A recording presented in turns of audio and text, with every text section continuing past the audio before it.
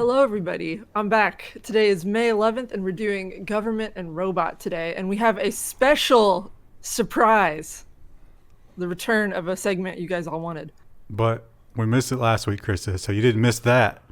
And I'm telling you, boy, is this stuff hard to source. And now, for something that's not sponsoring us at all. Completely different. Different segment. And for all we actually, I think probably this one's going to get shot down hard. That's my guess. Yeah, I think so too. But let's find out. I did not look at which os is in it. It's always an os. Fructose, sucrose, sucralose. Yeah. I don't know which one's in this one. But it's Big K. Krista, we should start calling you Big K. I'm a big fan of Big K because I never bought the name brand soda growing up. Would you like some? No. Why did you bring multiple cups? So you can double big fist thing it of through soda. the I thought maybe you'd want to finish it. I'll just drink from I it. mean, if you want to chug from it, I'm sure that would be great. I thought maybe, Yeah, the chat would love that. you felt more civilized. Be civilized. Oh, that's a nice odor. Bouquet. The chemist went to a lot of trouble to get that odor. Suddenly level 1 fluid pouring ASMR channel. I hear plenty of carbonation. I'm not even getting a little bit. I'm just going to assume that I'm going to power through this regardless. We need an overhead camera so you can watch it being poured into the glass. It is definitely not a... Well, I guess some oranges might be that color. It's an antifreeze orange. The best kind. Yeah, this has a much more citrusy, much less diesel. So last time it was... I've already forgotten. Yeah, what Fago. kind did we It was get? Fago Diet Orange. Yeah, Fago definitely had that diesel, hints of diesel. That's pretty good. But you got to put it on the lineup. Where does it fall between Fago and Crush? That's it's extremely more carbonated. That's good. Well, I mean, Subjective. it's hard to taste over the carbonation. Maybe that's the trick. I think that's a sign of a good soda, though. I like a lot of bubbles.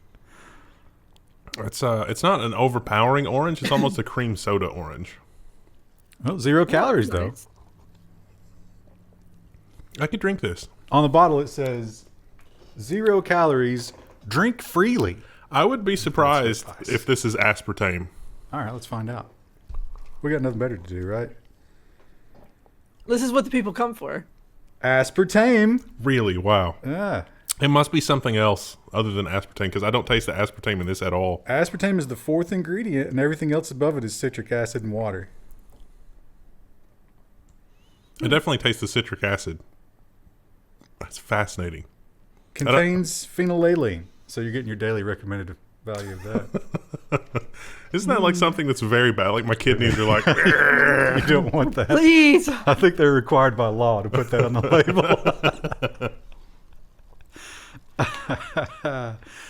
Well, let's talk about some terrible news. And the first story is certainly some bad news. Now, if you followed along here for any length of time, you've heard a lot about driver's license data being sold to the government, license plate data being sold to the government, in some cases, medical health type of stuff being sold to the government, and all being used to track us by law enforcement or whoever, and we say, they're sidestepping the laws here. They can't get away with this. And they say... Well, in the driver's license side, they're also selling the data in the first place because technically that's governmental. But that makes it easier for car and repo people to track you down. Or anybody who wants to track you down. So you think we need less of that, right? One would think. No. The Biden team may partner with private firms to monitor extremist chatter online. Now, this is a very important distinction between selling your driver's license data. If the DMV sells driver's license data that has errors in it, chances are you're not going to get a SWAT team breaking your door down. It's possible. When the algorithm gets it wrong, Also, and this is kind of a dumb argument, especially where we live, but you could choose to opt out of the driver's license and the license plate. You could still live like that. It would not be a good living. But you could do it. It would definitely not be a good living. But how do you avoid this? Because you never know where they're coming or what they're looking at. Or who has stolen your identity and is posting extremist content online. Now you might be thinking, well, doesn't this make more sense, Mr. Libertarian? Don't we want private companies to fill in the gaps instead of wasting on government? But here's the thing. If the government does this, it's illegal. Literally not constitutionally permitted. And they're admitting that. They're like, well, legally we can't do this, so let's just hire somebody else to do it, right? Problem What solved. a loophole.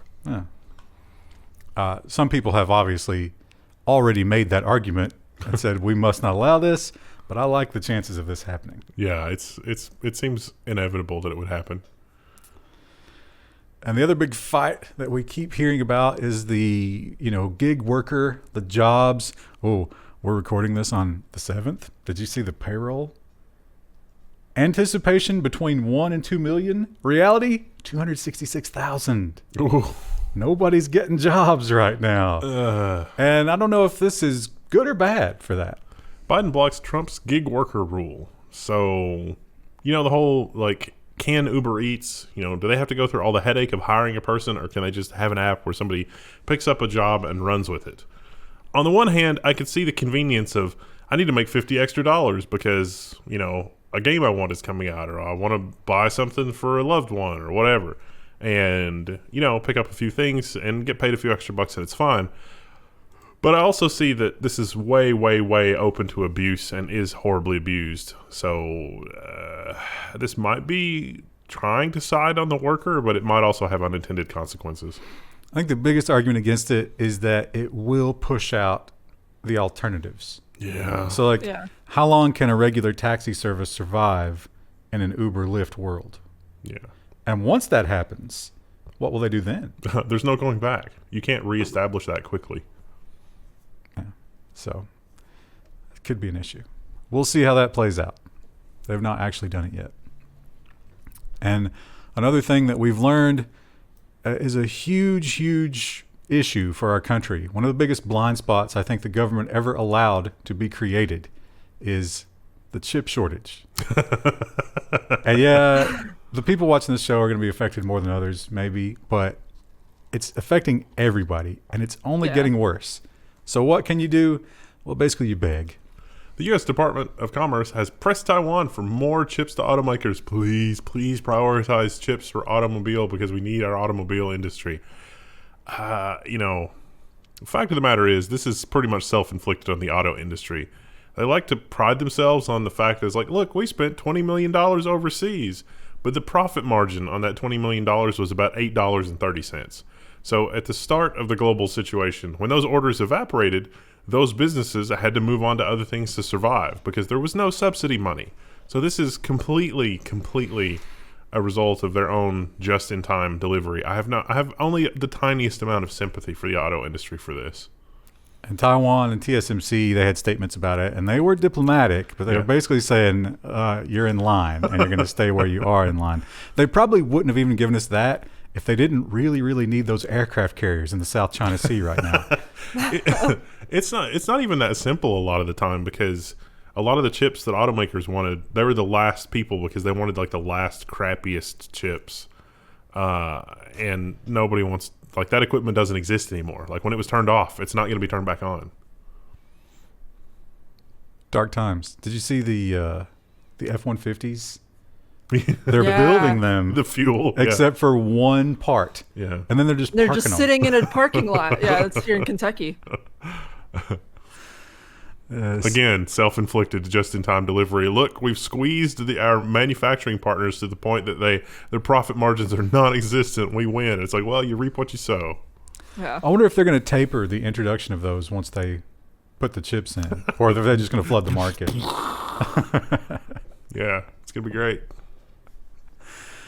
Well, let's harken back to when everybody's favorite FCC chairman was in power, Mr. Ajit Pai. Oh, he's got a new job now. Oh, what's he doing now? He has gone to an equity capital partners group that works in the telecom industry. He found the one place that was worse. Yeah. But if you'll recall, he did away with net neutrality, and it was not popular. But he defended his decision based on those many customer, complaints or in this case, support feedback comments. But there was just a bit of controversy based around that. And, Only a tiny little bit. Yeah. and we said, will we ever find out what really happened there? Well, this sounds like a really, really, really likely situation. This sounds criminal. Yeah. The Associated Press is reporting that New York prosecutors have uncovered that broadband companies paid $8.5 million for fake net neutrality comments, including using a download of one of those data breaches where everybody's information was stolen. Not mentioned in this article, but one of the companies also used subscriber information from one of the companies that paid for this. It was like, well, we don't have a list of people that actually want to do this. And the telecommunications company said, boom, here's our subscriber list. All of our subscribers, by subscribing to us and the fine print of the terms and conditions, say that they'll support, whatever we want in terms of policy making. Let's submit this to the FCC. Now, this was technically... $5 million. Yeah. They were only fined $4.4 million. It was still a net profit. But it wasn't the telecom companies. And there's a tiny distinction here because the telecom companies obviously had third-party marketing companies or PR companies working for them. And the New York Attorney General did point out, they're like, well, we can't prove that they knew that fraud was going to happen. All we know is that they paid these people. So the telecom companies are like, hey, not us. We didn't do it. So they will walk away. But as you say, those marketing companies will get a tiny, tiny fine. Now, there's a really interesting loophole, and I really hope the criminal prosecutors latch onto this, because I think that there is clear-cut evidence of fraud and conspiracy and criminal activity here. And the reason for that is the FCC's commenting system requires API keys, and they don't just hand those out. You have to pretty much give them your blood type and your kidney, and there's a lot of hoops you have to jump through to get those. These were submitted through the API. The FCC took extraordinary steps to keep that system up and running. Because Ajit Pai didn't immediately look at this and be like, guys, why is ABC Marketing Limited submitting 4 million comments to this? He is one of the conspirators in this whole thing. It's definitely criminal, and it would have been readily apparent if he had any kind of honest intention about dealing with this. But even beyond what you're claiming, there were cries for an investigation. I think there was an investigation. Yeah, and he was like, it's fine. And it was ruled, it's like, no, these are real people. We would know. Yeah. But now we know that even the most cursory glance Yeah. would reveal that to be untrue. How At the very least, they should be punished for just blind incompetence, if nothing else. it's not even you can't never attribute to malice what can adequately be explained by incompetence, but this is literal criminal behavior and nothing. But Krista, it's what's going to happen is the opposite of what you say, because this is a $4.4 million commercial, a priceless commercial that these companies got, because now their reputation is, if it has to get done and you need somebody who's going to, sidestep some rules, these are your guys. Yeah. So they'll be rewarded, Absolutely. which is even better. And so will the Jeep Pie. He's already has been rewarded with his golden parachute.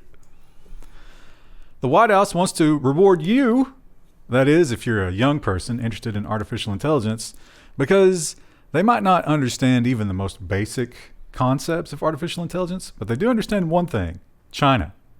And China is breathing down our throat when it comes to this. White House has launched a new artificial intelligence website. Everybody should check that out.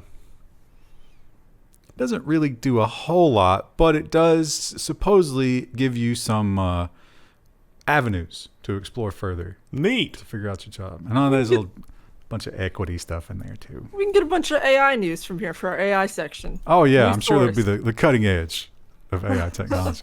Oh, we're going back for more, huh? I'm gonna get a little bit more. I am starting to get a little bit of the aspartame thing, but it's not immediately apparent from the taste. It's important Ride to that take it wave. right to that point before you stop. Ride the orange wave. And another big argument that rages on, and I think we're losing at this point. Would you say we're losing? Yes. Yeah, we're definitely. And probably one of the reasons that we're losing is because we get these kinds of things, which maybe it's a nice headline, but nothing happens. The FTC report blasts manufacturers for restricting product repairs. This report said that there is scant evidence to support the fact that users repairing their own devices is somehow dangerous or somehow leads to phones exploding in people's faces. It turns out, as coddled as we are as a society, people are not so retarded that they stab batteries with screwdrivers and then just, start licking or eating the fumes coming out of the battery. We should say not all people. I'm sure there's at least one out there. But that's no excuse for the rest of us should have to suffer. So they pointed out all the obvious stuff: the glue, the non-replaceable batteries, the ribbon cables that are just in the right spot that guarantee you rip them in half. Yeah. And it's all stuff we knew about. I guess the FTC is just finding out. Remember when a Jeep Pi was like, the FTC is going to handle all this stuff competently on the network side too? It's like, they can't even, it's like, we can repair our automobiles, which are far more dangerous than our phones. This story drives me crazy because here's my argument. And no argument you make, you could never convince me the opposite of this. If Snapchat is slightly responsible here, let's say they're at all responsible, aren't the parents way more responsible? Let's punish them. Snapchat can be sued over role in fatal car crash, court rules. And this is because Snapchat has a mode where it's like speed mode or whatever, where Snapchat knows how fast you're going. And when you create a Snapchat or whatever with that, it'll have the speed there. So they were trying to do that. And because of that, they have some culpability here. So they got Wouldn't up to you like... say that the car also has some culpability then? Because the car also has a speed reader on it. As much as Snapchat. Yeah. Yeah. So they got to 123 miles an hour, and then, as you might imagine, bad things happened. At the risk of opening Pandora's box with this week's controversy challenge, how does this factor in for Fox News and the Capitol insurrection? Oh. Well, The comments are going to be... are we blaming social media for that? Well, I mean, if you were if the thing here was they were goaded into doing that because whatever, could the other people make the argument that they were goaded into doing whatever it was that they're now arrested for? Nancy Pelosi has absolutely made that argument about Facebook. She wants to use that as an avenue to attack Facebook.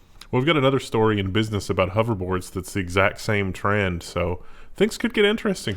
But see, I agree with that one. It's different because when you're selling a product, a substandard product, you should be aware of what that product will do. Like the Peloton bike. I'm sure that Snapchat, well, if they didn't, I'm sure they do now, but I'm sure they had some little pop-up that was like, okay, don't be reckless with this. Reminder, don't be stupid. Which is a useless reminder, because if you're stupid... We have been hearing about, NASA. We're going back to the moon. How exciting is that? But who's going to take us there? Just like Dogecoin. It was... let's hope that this doesn't crash the way Dogecoin probably will. But who's going to take them there? And there was, this bidding war, and SpaceX won it handily, but Bezos immediately cried foul, and maybe there's something to it. SpaceX is not going to receive the NASA funding. They have suspended their $2.9 billion moon lander contract after the rivals' protest. So this is just at least until the Government Accountability Office or the Government Accounting Office or whoever can look over the contract. It's an independent third party. They're completely outside NASA. They're going to look at it and say, okay, yes, no, maybe, whatever. This is just a formality. This is how this is always handled. Bezos claimed that he was not given the chance to revise his submission to deal with the lower budget, and they basically just gave it to Musk as soon as he said, yes, we'll do it for that ridiculously low price. This is not unusual. I mean, there have been times where, this is just, it's not unusual. Sometimes when the government's getting fleeced by big companies like Accenture and other companies, they'll put out a bid for like smaller contractors. And when those contracts come in at like, a third of the price, then Accenture sues. That's just, it's the cycle of life. The cycle of government contracting. It's a cycle of corruption. Yeah. Crony capitalism. That's what it is. Not life. That's the opposite of life. And another horrible, horrible headline. What's wrong with us as a people? Can we eject Florida from the union? We have a similar sort of law here in Kentucky now. Yeah. Oh yeah, the insulting one. Yeah, you can't. If he feels insulted, you can go to jail. I think this is going to go a really long way to repair the rift between law enforcement and the people. Recording a cop in Florida, one woman got arrested for it. It went to the state Supreme Court there, and 2 out of 3 judges sided with law enforcement. The dissenting judge, the dissent was really entertaining to read. You should read that. A lot of it is quoted in this article. The dissenting judge, if I might summarize, is, are you all insane? So this was a mother. Her son was getting arrested. I think he'd gotten pulled over. I don't know why she was there. No. He was arrested and taken, and she was coming to pick him up at the police station, and she was just preemptively recording. Oh, okay. Because she was like, they're going to do something to me, and I just want it on camera, and they wouldn't even let her in the building. But I think she was also quite vitriolic. Yeah. I mean, she was... You can watch the video. She was surely an annoying person. But if you work in that business, you got to deal with that. Yeah. They were outside, and the judge said you were invading the officer's privacy. And it's like, the dissenting judge was like, are you insane? There's a great video. I don't know how you would search for it, but it's a cop, and he's got a woman pulled over, and she's trying to goad him. I mean, she's just really letting him have, over the whole race thing. And he's not even white. He's like, some sort of South American.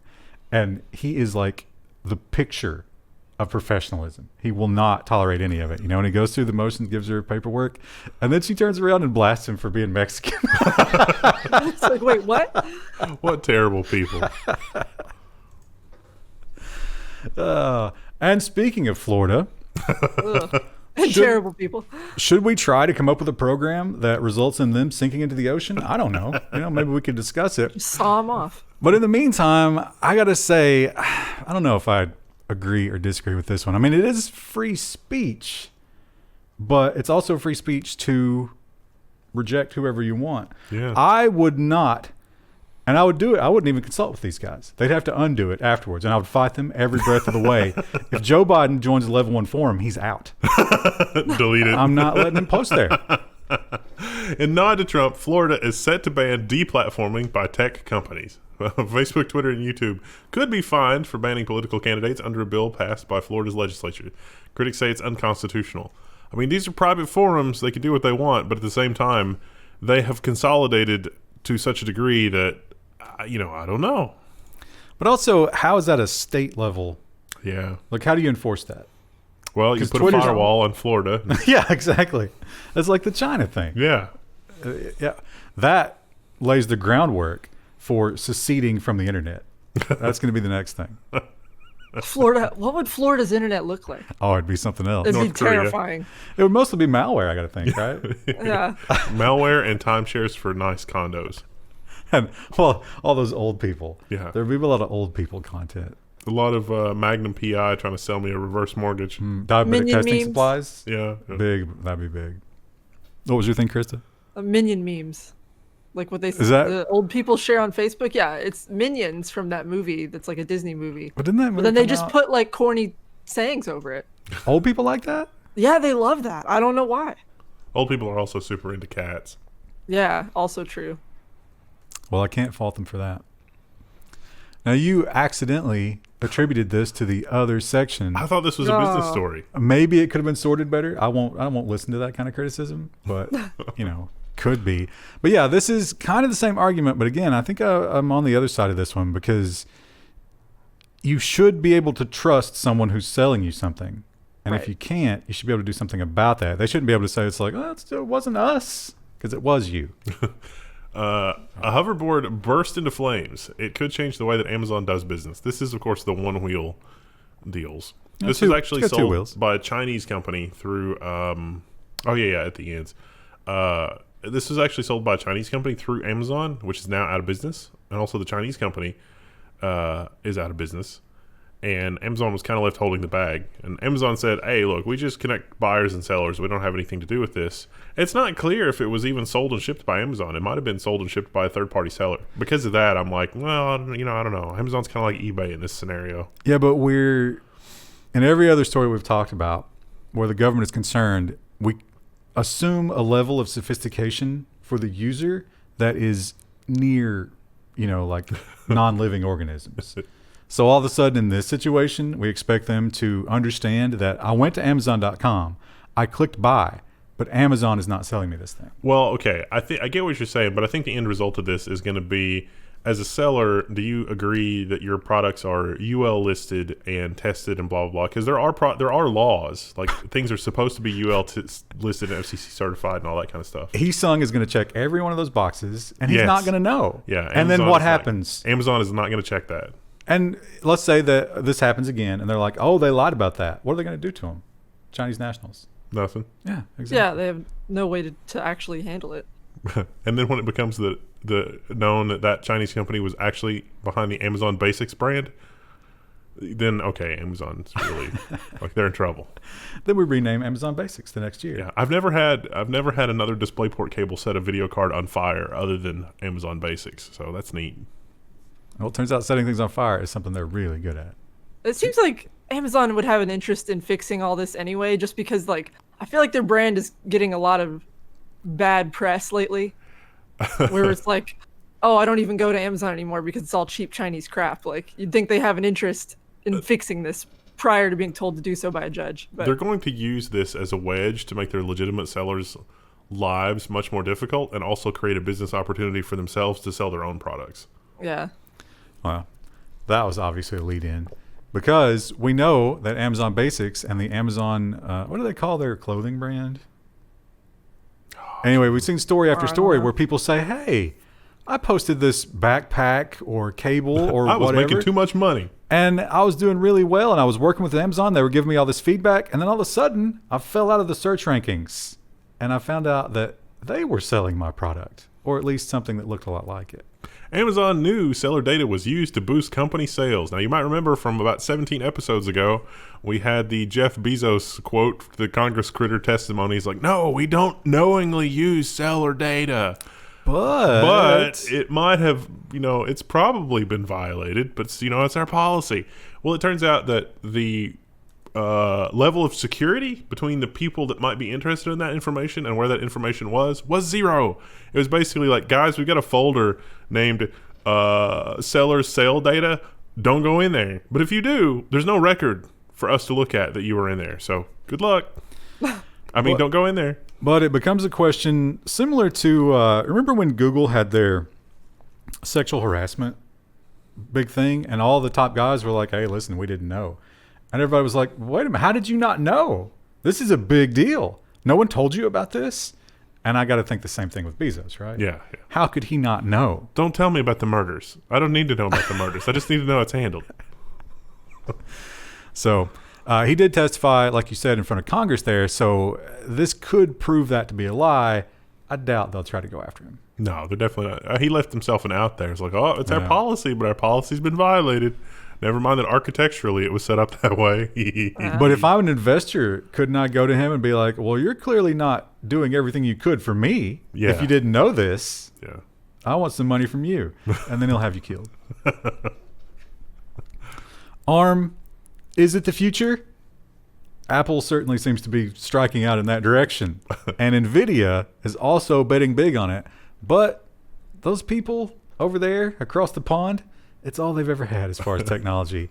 And they desperately, desperately don't want it to be turned into something evil. ARM pioneer, NVIDIA's Grace CPU is proof that it will compete unfairly. And I got to say, the quote from NVIDIA, I think sums up my view on this pretty well, which was, I don't think that they understand what Grace is. Because Grace existed before the purchase of ARM. Their whole argument is that NVIDIA's proprietary interconnect, which has existed for 5 or 6 years at this point, because it's not open to other ARM customers, it will compete unfairly. It will allow NVIDIA to compete unfairly with other ARM customers because the other ARM customers don't have the advantage of that interconnect. But there are other ARM customers that have their own other different proprietary interconnect technology that is also not shared with ARM customers. So the argument really falls apart with that. Well, see, they definitely seem to be, I think they're just fishing for money here, don't you? No, I think this is the impassioned argument of somebody who genuinely cares about ARM and knowing that NVIDIA is very profit-oriented. I think that he sort of sees that ARM will become more profit-oriented than, quote-unquote, the good of the industry. And I could see how the NVIDIA acquisition would lead to ARM choosing avenues that are more profitable versus things that are better for the industry. If chip companies weren't profit oriented, we'd still be banging rocks together. Well, I mean, like extreme profit oriented versus, because it's not a direct path from A to B sometimes. We'll see. I don't think they're going to be able to stop it, but they're going to be as loud as they can. Yeah, I don't think they'll be able to stop it either. And I don't ultimately think it'll be a bad thing. Now, when it comes to losing free speech because the world's gone crazy and we're now all online threatening each other, that sounds like a familiar tune here in the U.S. But this is not about the U.S. This is about Canada. And Canada seems to have jumped several steps here and just got straight to the straight to most North Korea. Yeah. Full-blown assault on free expression inside the comprehensive liberal bill to regulate the internet. This is really insidious, and I can't help but think that this is one of those things where it's basically like, all right, in order for us to address this, we need to turn off the internet. And it's like, oh, ha, ha, ha, no, where's your real proposal? It's like, no, we're going to turn off the internet. This is going to be amazing, and everything's going to go back to normal, and it's going to be great. When in reality, they want to do something so insidious that it would never pass unless their argument was so insane as to be, let's turn off the internet. That's how I read this bill. They want to do things that are so insane and so deliberately misrepresent how things are with technology that their goal can only be to try to get something that would otherwise be unpalatable to seem better in comparison to this horse drivel. So they actually, when they launched this bill, they said, look, we're not crazy. We're not going after individual posts from individual people. Oh, like, but they could. Not on a forum or on Twitter or something like that. We're going after like extremist videos and blog posts and stuff like that, stuff that media. But we're not going after your individual posts. And this is the problem with modern politics. As soon as it got into committee, they popped in that social media thing, or they removed the limitation from it. So this is everything. It is now whatever goes on the internet, they can control. We need to delete that immediately. And it's like, oh, that's like Ministry of Truth levels of rewriting. If it wasn't for their maple syrup, I say just close the borders. Listen, we'll be making our own maple syrup next year. What else do we need from them? Alex Trebek is dead. Rip in peace. We need his DNA. We can clone a new one. An American one. Well, China, their space program is picking up, and they launched their maiden voyage to build their new space station. What was it, Harmony? Yeah. Global Harmony or something like that? On Long March rockets. We talked about that. Was it last week before? Yeah, and it was successful, but the main booster, or the main center part, I can't remember what they call it, it was too good. It overperformed and has caused a problem. Huge rocket looks set for uncontrolled re-entry following Chinese space station launch. So NASA and others have reached out and said, yeah, congratulations on your launch. Are you going to pilot the Long March rocket, so that it crashes into the ocean? Or, what's going on with that? And China is not returning their calls. And good luck, everybody. Some amateur astronomers, they think they got a fix on it, and they can see that it's tumbling. And usually when it's tumbling, that's not a good idea because it means that whatever system might have been in it to handle re-entry is offline. So it sure looks like it's going to come down in some random place between South America and New York. And some by the time they're watching this, it's probably already come down, right? It's supposed to be this weekend. They weren't sure because they have no idea how fast it's degrading. Could be 2 days, could be a week. But it will probably break up to some extent. So you won't get the full booster falling on your house. You'll get flaming shards of it. But at least it's not like flaming Tesla batteries. Way easier to put out. Actually, it'd probably go out during the descent. Yeah. Not a lot of fuel there. What are the chances of your insurance company paying that out if a piece of a Chinese rocket hits your house? That's a good question. Is that force majeure? Yeah. I mean, God didn't do it. The Chinese did it. Well, you can sue them in international court. Good luck, your insurance company will say. Yeah. It'd be like going after them when they do the Amazon stuff. Yeah. Nothing's going to happen. But China, as we said earlier about the artificial intelligence, China and the U.S. are both desperate to get their young people empowered to learn technology, because that's where it all, that's the future of warfare. That's the future of everything. And you need a brain trust to pull from. And we do things like the AI website, or we'll have these little competitions or whatever. And China said, oh, let's do that too. But being the Communist Party, they couldn't leave it at that. How China turned a prize-winning iPhone hack against the Uyghurs. So it's like, hey, can we improve phone security by breaking into phones? Oh, this is really great. MIT was involved here, but that's a big oops. A little bit of a mark on their reputation. And a bunch of students won. They figured out all kinds of stuff for the iPhones. The Chinese military immediately co-opted that and used it to track the Uyghurs. Yeah, so MIT tracked down. They figured out how this was being used to track those poor people. Very disappointing. So many internal organs from that one little hack. How upset would you be if you were like a member of this group that basically gave them the chance to take out these poor Uyghurs? Do you put that on your LinkedIn profile? Absolutely not. It's awful. But it's got results, right? And the other way that they are trying to deal with this whole lack of talent is to go abroad for it. But sometimes if you're China, you've made enemies along the way, and that could hurt you. Taiwan bans recruitment for jobs in China to combat the brain drain. So sometimes you just win economically. It's like, oh, do you work in this industry?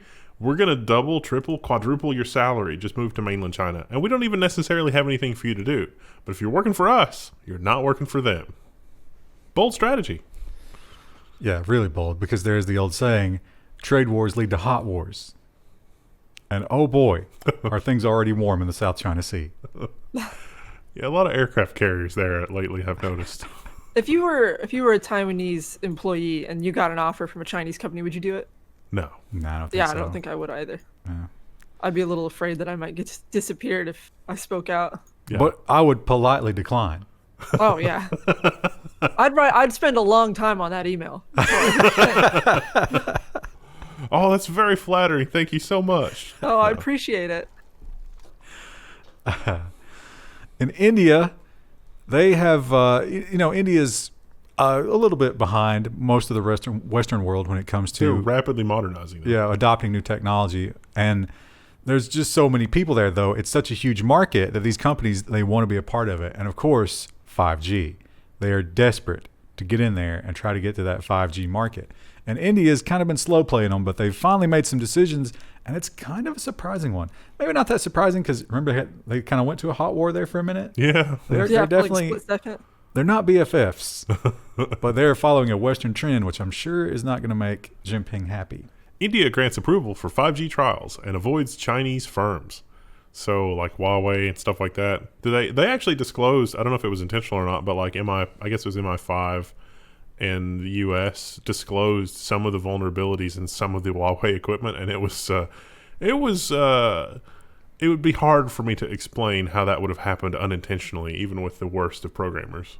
Even he son? Yeah, I mean, it was like, oh wow, that's incredible. And this has been hiding in plain sight the entire time. Wow. So they talked to some of the government people in India about this, and their take on it was just like, hey, listen, we told the hardware guys, use whoever you want, and they chose not to use those guys. Based on what we've heard about India's government in the past, I don't believe that. I think they did have something to do with it. Although if they do have a government where it's like, look, I don't know anything about technology, I'm going to leave it to our smart technology people to figure that out.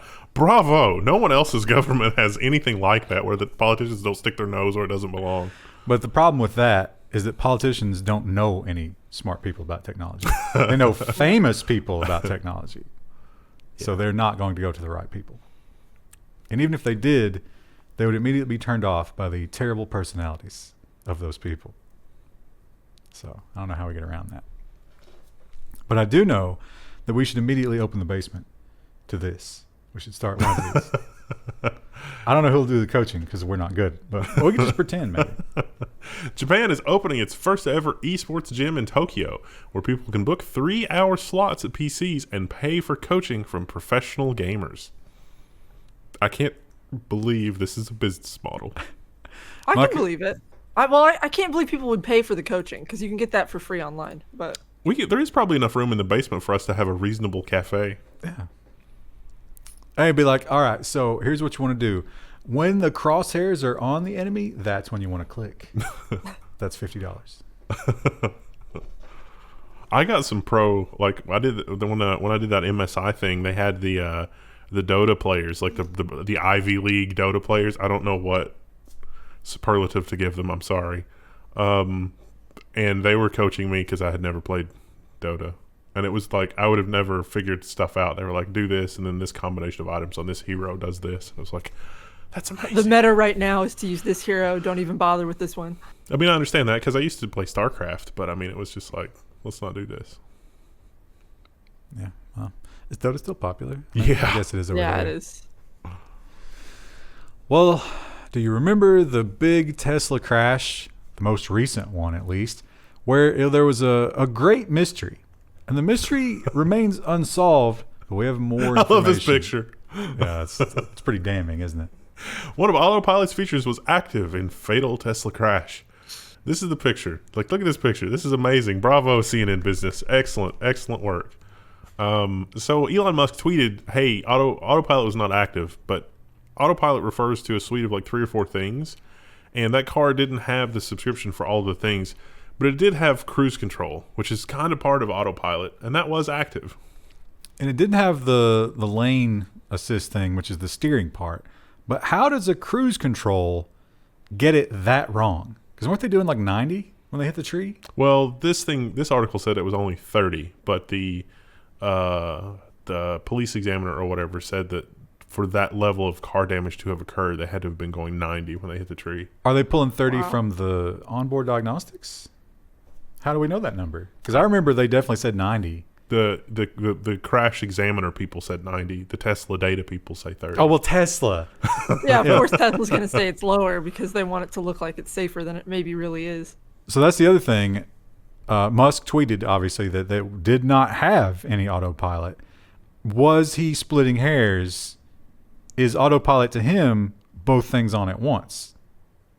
I would think so. Because cruise control, like, cars from the 70s have cruise control.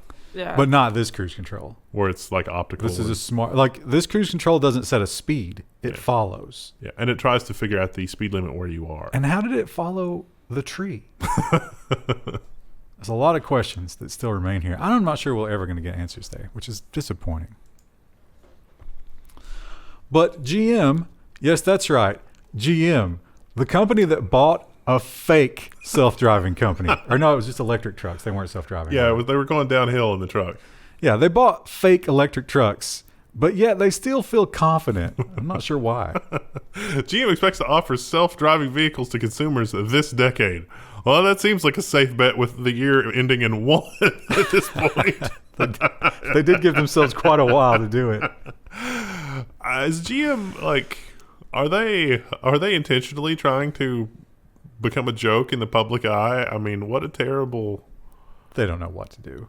Like, why would you even run with this as a headline? This is terrible. Because they're so out of touch. Their PR company needs, like, I wonder if their PR company was, like, dealing with the executives, like, no, this is not a good idea. We need to not do this. And that one executive was like, I think it's a good idea. I think we need to get back out there, get back on that horse after the whole Nikola controversy and show people that we're going to bring them a self-driving car this decade. I mean, that's practically the speed of light in this industry. And it's like... But you've already got so many other companies that have announced already. And they're putting all... They have Super Cruise, which is the thing they have in the Cadillacs right now. And then they got another program. And they are going to keep those separate, which is weird. It's just like Autopilot in the Tesla. Like, he's monetizing that 7 different ways, and it's the same feature. Disgusting. Can I have auto steering without cruise control? That would be a neat trick. So you have to control the pedal. Yeah, I don't think that would help. I'll just get a brick and find the right angle for the brick. Perfect.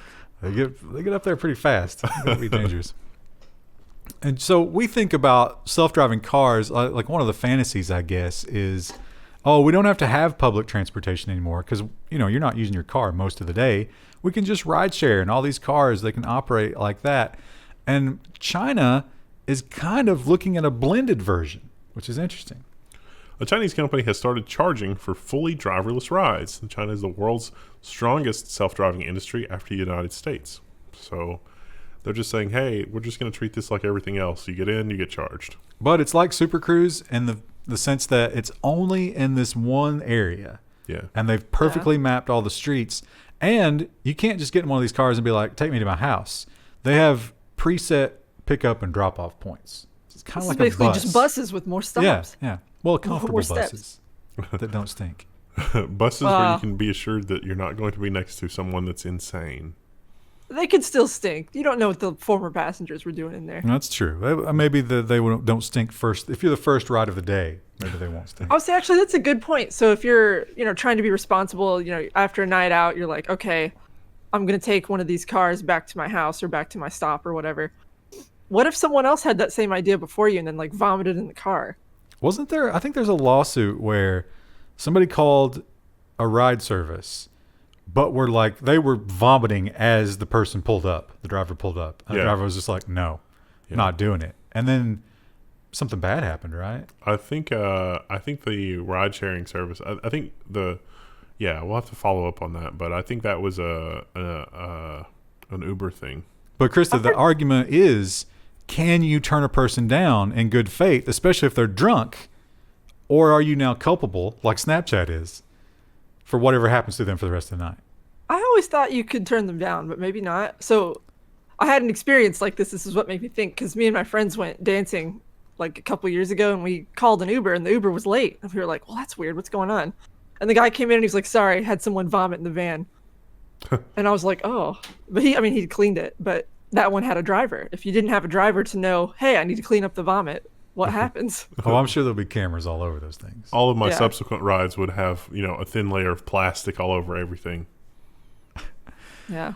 But yeah, it's definitely going to bring up a lot. What is the worst thing for society? Drunk driving or vomit-filled cars? If I had to pick one, I'd pick vomit-filled car, but unless it was your car. Interesting edge case. That's a not in my backyard kind of thing. But like people dying because of car crashes is worse, though. But, well, if you're on the other end of that car crash, it certainly is, isn't it? Yeah. Well, up on the red planet, our little robots are up there. They're busy, and oh God, are they overachieving. Mars Ingenuity helicopter goes farther and faster for dramatic fourth flight. Woo! Look at him go. There's a video there. Pretty cool. Boy, he is getting dusty quick, isn't he? Look at him. It's almost like there's no water up there. If only there was some plant life to keep everything from moving around. How many flights do you think they'll get? No, probably not a lot more. I'm going to say close to, but less than 10. Probably, maybe, possibly. What a trooper. Should fly it into an active volcano if it's got one. Yeah, that's what it deserves. It's served us tirelessly. So well. Let's destroy it. Now, Krista, when it comes to the employment situation for humans, it seems to be that the jobs are there, but people don't want them. But when it comes to dogs, dog jobs are disappearing rapidly. But good news for little Rue, should she ever want to go into law enforcement. New York returns its police Robodog after a public outcry. City residents and elected officials pushed back after videos showed the Boston Dynamics robot in action. Why wouldn't you like him, though? Well, this was an AOC soundbite, so of course, guess why they did it, Krista? Guess what they blamed? I don't... Diversity. Racist. He's a robot. He's a racist little dog. That's what he is, or at least according to her. Now, her argument was, you only ever deployed this in communities of color. And the cops were like, that's where the hostage was. What? We used a robot because there was a hostage, but they wouldn't have it. So they've canceled the lease. Also, it turns out you can, as like a law enforcement or government agencies, you can buy stuff if it's less than $100,000 without oversight. So aren't these like 75,000 like base price? Probably for that little reason. robot dogs. 97 for what they got. So they was Wow. right under the cutoff. And that is probably a bad policy. I remember when it was like $500. Oh, we'll just put that $500 on a credit card. It's fine. prepaid Visa. Put it on an iTunes gift card. I want to do some shopping online with some Indian fellows. Now, I'll put 3D printer news in the robot section. A 3D printer, is it a robot, do you think? Yeah, kind of. It kind of is, but I feel it fits here better than any place else. And I have to say, I'm super excited about this 3D printer. I think this is way more useful than the polymer stuff. Yeah, a new printer uses sawdust to print wooden objects. They have wooden filament, but this is basically wood glue and sawdust. Wood glue and sawdust, you wouldn't think is like an incredible thing, but in this building and also my home, things like where the hinges have, over 100 years have like worn out little holes and stuff. If you just squirt some wood glue back in there, it's not great. But if you mix a bunch of sawdust in with the wood glue and squirt it in the screw hole and then like clamp up the door where you need it to be and let it dry, OMG, that is a great solution for dealing with that. And so having stuff like this printable on demand out of that is super exciting. Now this picture, you're thinking, wow, those look really good. And they do, but these have been sanded. Yeah. Probably quite a bit. Yeah. I think it's going to come out pretty rough. Here's some pictures of it. It does still print in 3 dimensions, just like a regular 3D printer, but it is, like you say, mixing glue with sawdust to print that out. It's probably cheaper to print particle board and stuff like that now. Lumber that used to be $1 a board now is like $8-9 a board. Yeah, it's at I need least, to get some raised beds, and it's like impossible to find, cheap wood to do that. yeah, it's like at least 300% since first of last year, isn't it? Yeah. Yeah. Should have invested in a bunch of lumber. Should have just stored all the lumber and just sell it out of the basement. That's what some places have done. They bought a bunch of lumber. They knew this was going to happen, and it's in a warehouse, and they're just... I mean, you're kind of doing that, Wendell. You've got the little basement full of old lumber. Oh, yeah. I haven't had anybody come look at that, but that's on the to-do list. Free nails. Just have to remove them. Well, I mean, they're offering me, if they're like, if you just go ahead and denail it, it's like, well, maybe I could hire some people to come in and denail this because that is a non-trivial amount of money. Did I tell the joke last week? I did, didn't I? What's the difference between a Waffle House waitress and your lumber? That sounds familiar, yeah, but I don't remember the punchline. You can denail your lumber. And speaking of terrible, terrible sexual jokes and other content. What a great lead-in. This is, you file this other one, Why We Can't Have Nice Things. Text adventure game community in chaos over moderators reading their... I'm not going to say that word because I don't want to trigger the algorithm. We've done so well. This is... creative writing. This was AI Dungeon. Yeah. And we've actually streamed that a few times. But things turn dark fast sometimes. And sexual. And sometimes people do that intentionally, but also because people do that so intentionally in ours, it kept wanting to do that. And we were like, no. AI Dungeon, come back the other way. What's funny is, and this is just, this is like Vanta Black Dark, but one of our games, and it saves your stories. So they stay on your account. And in one of our games, the story that we went into is we were buying and selling babies. Yeah. And there was certainly nothing sexual about it. This was just commerce. But when they're grepping through to try and find offenders for this, I bet mine came up. But not the story about the candy factory where we ripped off Willy Wonka's face. No, that Put was it all on our main character. That was all consenting adults. Yeah, we were we were close to death. We were being surrounded by the Oompa Loompas. And our only Hail Mary was maybe if we cut off Willy Wonka's face, because we had just murdered Willy Wonka and the Oompa Loompas were closing in. And our Hail Mary was maybe if we take off Willy Wonka's face and wear it sort of Texas Chainsaw Massacre style, it'll fool the Oompa Loompas. And it did. It did. The bots did not understand that. If you're dying to have more of that, check out AI Dungeon.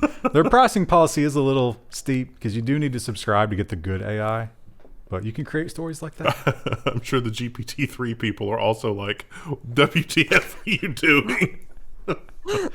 Can you imagine? It's kind of like the the Facebook moderator team, right? Yeah. Like they pulled some guys into a conference room and they're like, guys, we're gonna need you to read a lot this weekend. Here's the bad news. But as weird as some of those scenarios we just described from our games were, like, imagine how terrible the rest were. And a lot of those too, because as a user, you can create your own prompts. So you can like write a little story that feeds the AI. That's how it works. It reads and learns from the reading. And there's a lot of like cat girl, fox girl, Yeah. that kind of It's thing. actually kind of frustrating trying to find a scenario to play Yeah. when you're like going through the search, because there's so much of that. So people are definitely, and one of the big things that people are outraged about, not that, oh, we must have, inappropriate child content, but it's like, you're reading these? And they're like replaying in their head. They're like, Oh no. thought that was just between me and the cat girl. All right, what I got for tomorrow? Business and, I already sorted them and I don't remember. Well, the Level 1 news bringing you the 411 on 511. Now that we're, the carbonation settled down, what are your thoughts about? It is a worthy substitute for Orange Crush. I think it's much more carbonated than I remember Orange Crush being, and it has less of an orange flavor, but it doesn't have the chemical aftertaste. But it does have the headache. It's not as bad for some reason as Faygo. Faygo. Yeah, Faygo's not good, but yeah, my body has said 2 cups is all you can have for a while, so I'm gonna go back to my Pace coffee. yourself. I feel like that's a strong recommendation. Yeah, that's Yeah. pretty good. Big K. Is Kroger nationwide or is that just Southeast? It's got other names in other places. Oh, okay. Do you know what they So, are? I think it's called Payless, like That was up a shoe north. store. Yeah, but it's a grocery store as well. But it's It's got a- a bunch of different names. Well, If you like orange cream soda, though, or if you don't like orange cream soda, because it's got hints of orange cream soda. Big K. I don't remember what I paid for that, but I bet it was cheap. It's definitely cheaper than the name brand. I think it's got less salt than I'm used to, too. 65 milligrams, 3% per 12 ounces. That still seems like a lot. Yeah. 3% of your sodium for 12 ounces? That's not bad. All right, well, All right. see you tomorrow. Bye. Hello, everybody. We're back. It's May 12th, and we're doing business and social today. We don't have any extra orange sodas, but Wendell, if you did miss the first episode, Wendell liked the one that we tried. But he So- said he was going to cut himself off, and yet he's still going at it. That's good. coffee. Oh, I'm sorry. Oh, that's right. It's a different cup. What a weird transition. It's not a Just great mix the transition. soda in. Well, you know who is doing a great transition? At least they got a really good headline. They were the first to do it, and you have to admit, take all of your preconceived notions about big tech companies and set them aside, and let's just think about the scientific accomplishment here. I mean, these are just, and it's not like exactly 2 nanometers because but it's still amazing. Yeah. IBM creates the first 2 nanometer chip. And so Anantech has the article, and there's like a million disclaimers here in terms of like the 2 nanometer, because we make transistors in 3 dimensions now instead of 2 dimensions, and this is roughly the density that it would have been if it was actually 2 nanometers. And the only feature of it that's actually 2 nanometers is probably like the differential, or like the anti-electron leakage coating is probably about 2 nanometers thick, but the density is insane. And when we look at what we're dealing with now, Yeah. that is a huge leap forward. 91 million transistors per millimeter squared on the TSMC 7 nanometer process versus 333 million transistors on IBM's process. That's bananas. And here they are. Look at them all just nestled in there. That's a surprisingly, like, at this point, aren't we just... I mean, IBM, they finally live up to their name, individual bit manipulators. But That's not their name. except it's atoms. They're individual atom manipulators now.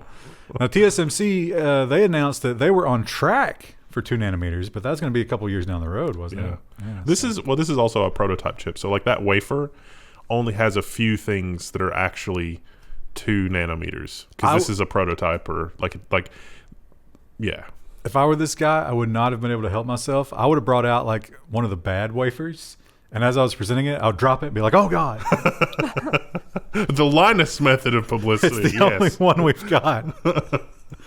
It's going to take weeks to replace. Well, Apple, they've done it. The new iOS came out and they pulled the trigger. They did the whole privacy warning thing, much to the chagrin of everybody else in the tech world. And then the predictable happened. Yeah, and it seems a lot of people were like, hey, Apple's just using this to make their own advertising more profitable. And they're like, you're crazy. We would never do that. And yet the BBC reports that Apple puts more adverts in the App Store after the ad tracking ban. So they added advertisements to the search page before you search, in addition to after you search.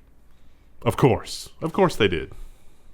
And a lot of people are saying, you know what Google did. You're doing the same thing. You know that's the best spot because people are dumb. They don't want to scroll. Don't do that to us. And Apple's like, I don't know what you're talking about. This is also kind of an Apple-heavy episode. I'm just warning you now. Yeah. But so much. And it's all kind of bad. Yeah. Because Apple is really not doing things that are good for us. And they're not doing things that are good for the state of the industry. Yeah. And probably for the same reasons that they did the ad thing. Apple is holding the web back with uniquely underpowered iOS browsers, reveals Google engineer. And I got to say, I have to agree with him.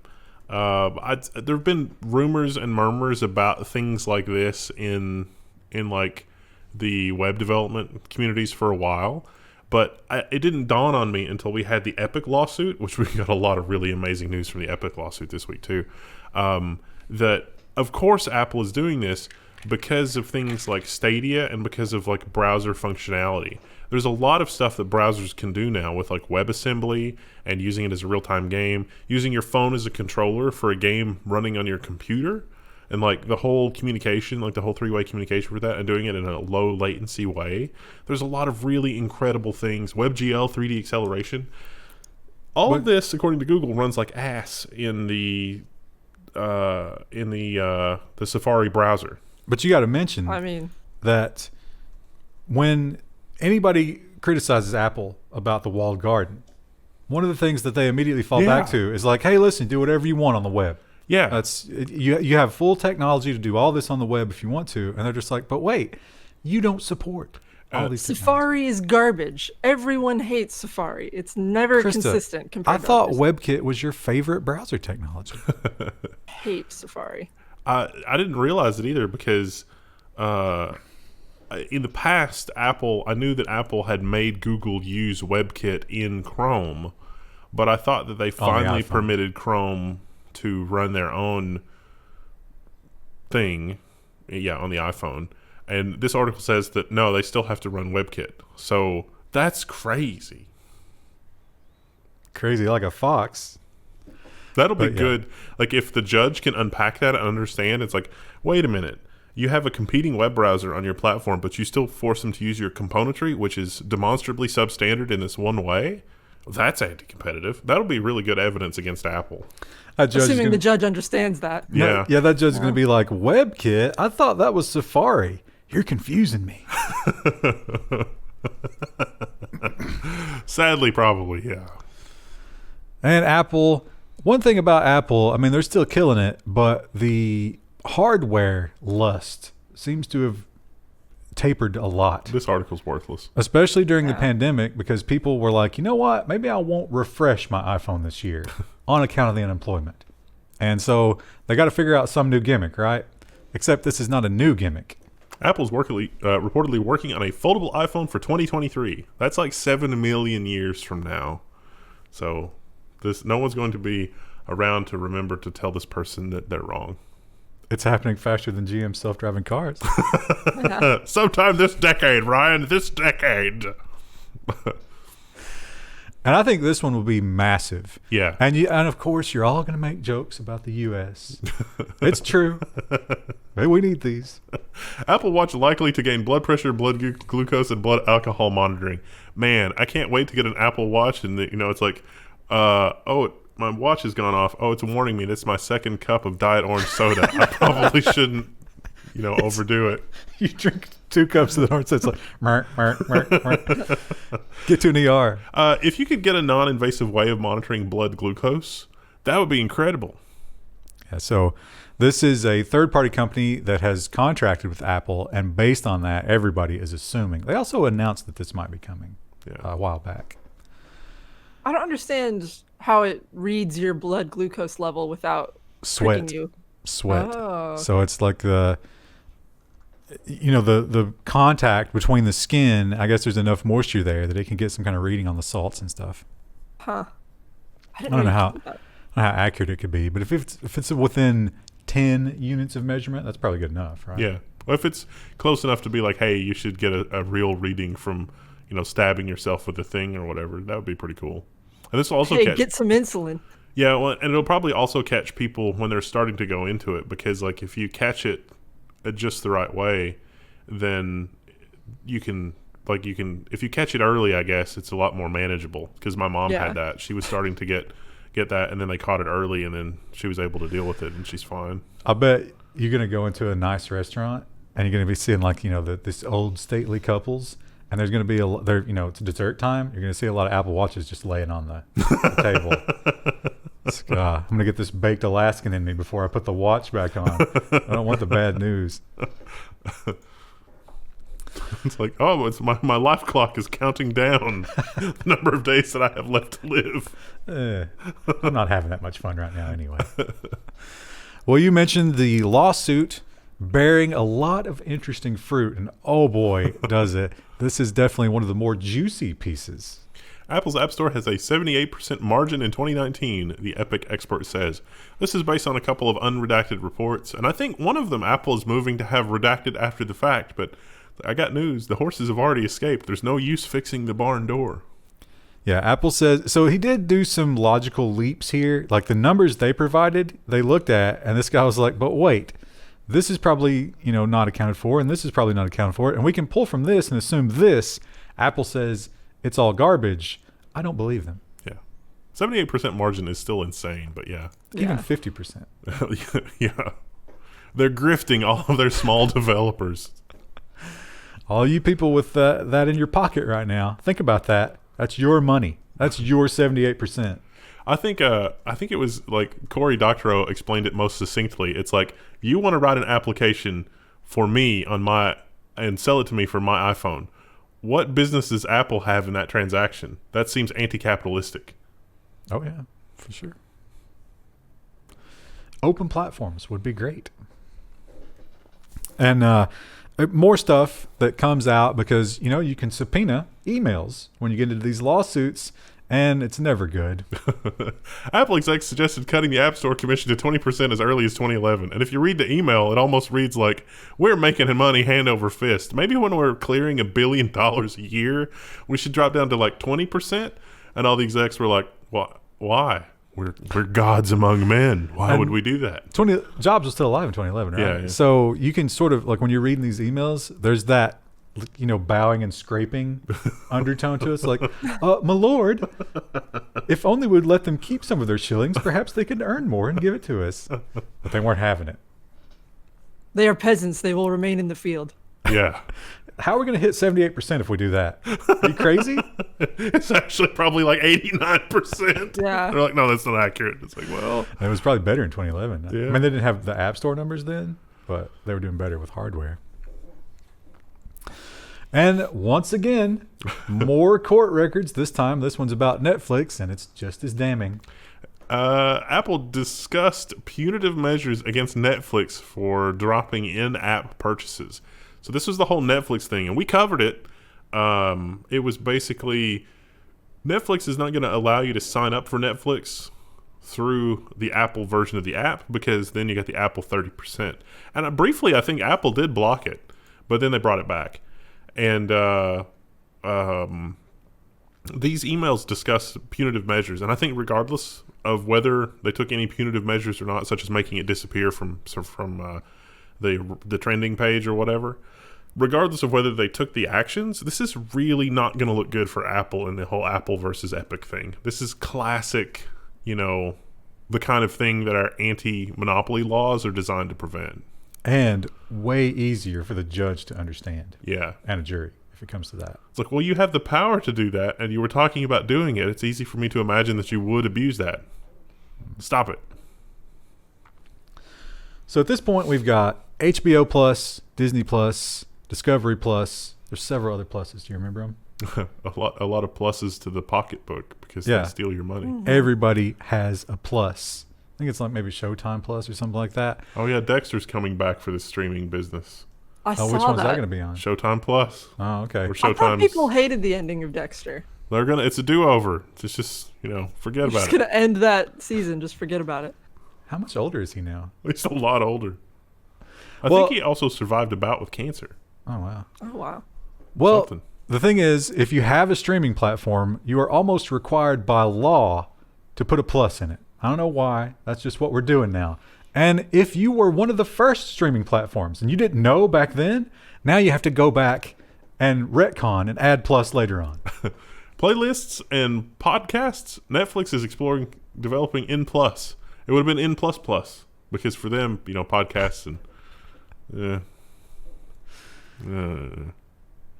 How can we make this into the like the efficiency of a function? Big O1. That would be an amazing service. So yeah, they got a bunch of crazy stuff in here. They're saying that they might even let N plus people weigh in on the direction that they would like a series to go in the next season. That won't end badly at all.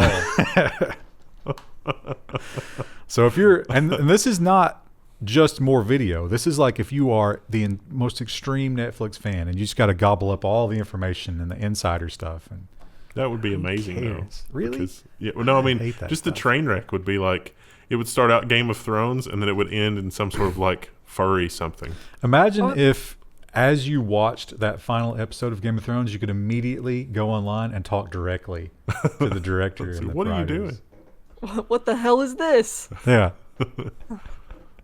I think they would turn it off. Yeah. Yeah. It's embarrassing.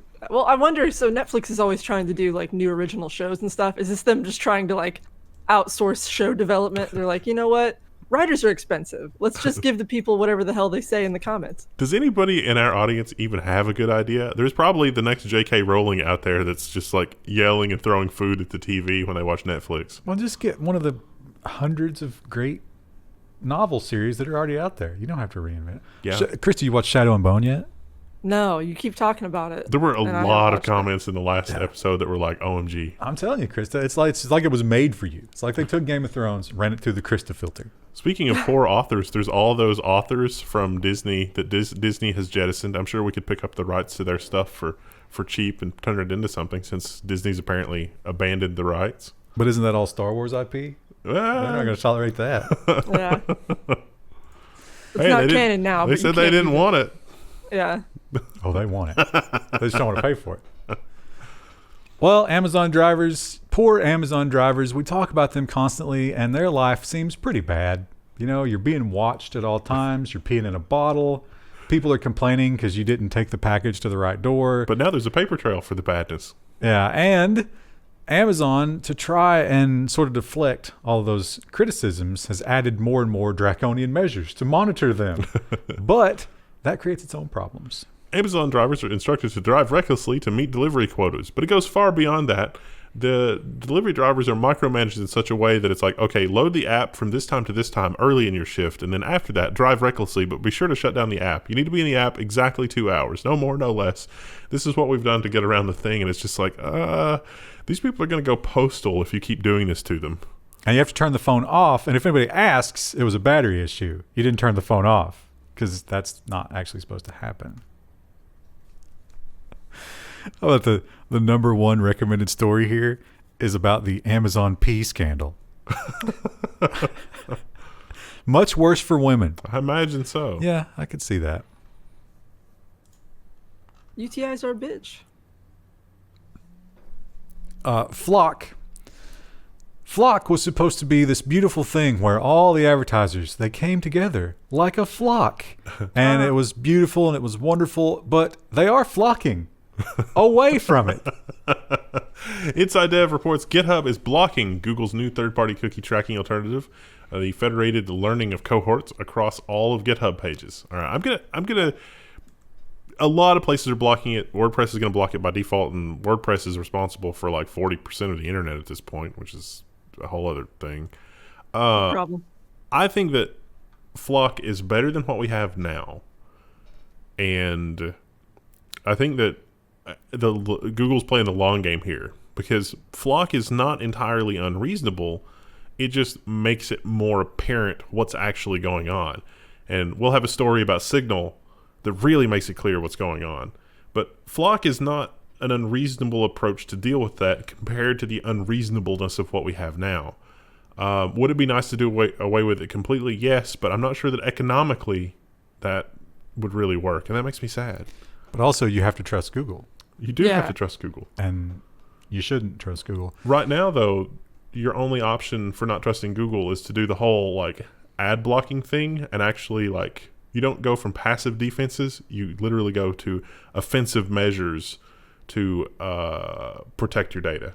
And you would have to basically have a completely separate thing where you did all your banking and Amazon and credit cards. So That's I think not realistic. I think the long game here, though, is that Microsoft and Google are going to have to embed this level of tracking in the operating system for the economics of the situation to continue. Like, Flock is a reasonable attempt at not doing that, but as a result of Flock's failure, they aren't going to sit by and do this. They're going to get more invasive. Oh, do you think Microsoft would be comfortable putting tracking in their operating system? Oh, wait. So Google, they are definitely trying to push the envelope with this whole advertising thing, the privacy thing. That's not really privacy. It's privacy from everybody except Google. But they're going to do it, and they very intelligently waited till somebody else took all the heat for one of the other portions of this plan. Google Play's app listings will require privacy info next year, just like the App Store. Do you think it'll be as accurate as this app doesn't contain malware? Because they're not running a real high percentage there. Well, so we learned that Apple could take as few as, was it 20 minutes to vet an app? So that means that Google will take as little as 1 minute to vet an app. Yeah, I mean, it'll be terrible. Google Play apps are just garbage. Malware.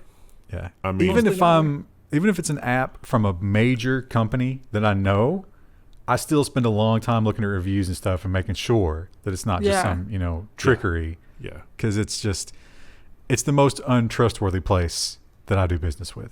Yeah. And even just basic things, even like the Microsoft apps. If you install the Microsoft apps and the default search engine on your phone is, say, DuckDuckGo, within the Microsoft apps, it's like, let's search using Bing. Google should never have allowed that. Like, this app doesn't respect user preferences. That's not allowed. Get out.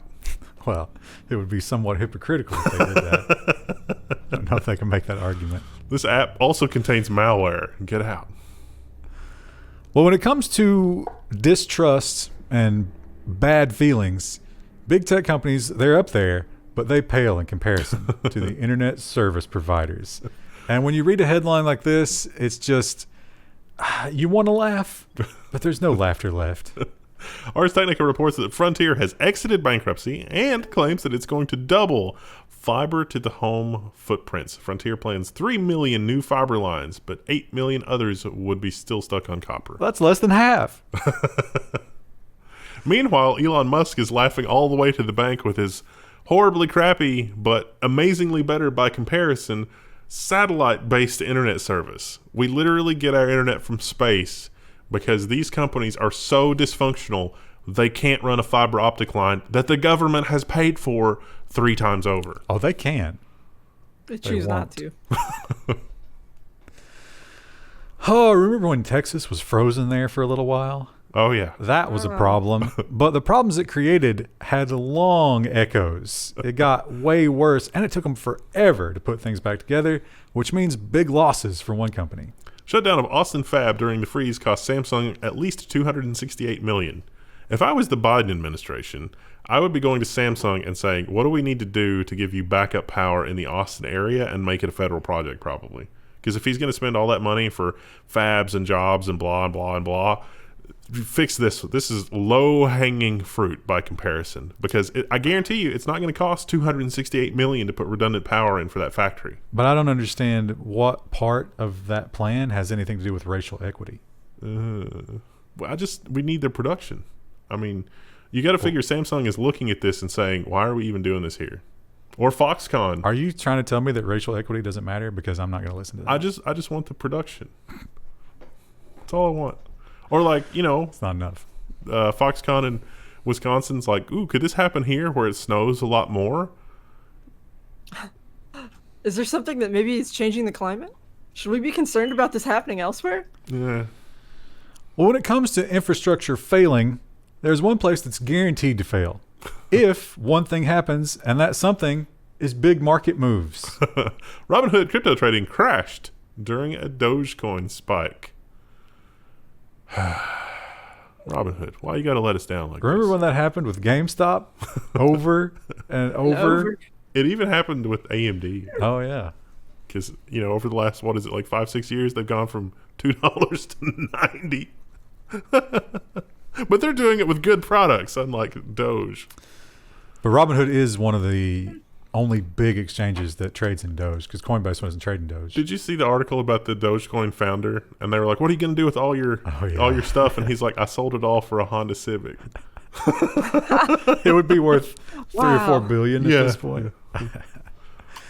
Oh, well. See, that's why I can't sell my crypto. I'm too terrified of that. You're going to hang on to it until it's worth pennies. I mean, I'm at a big number right now, but I can't bring myself to do it.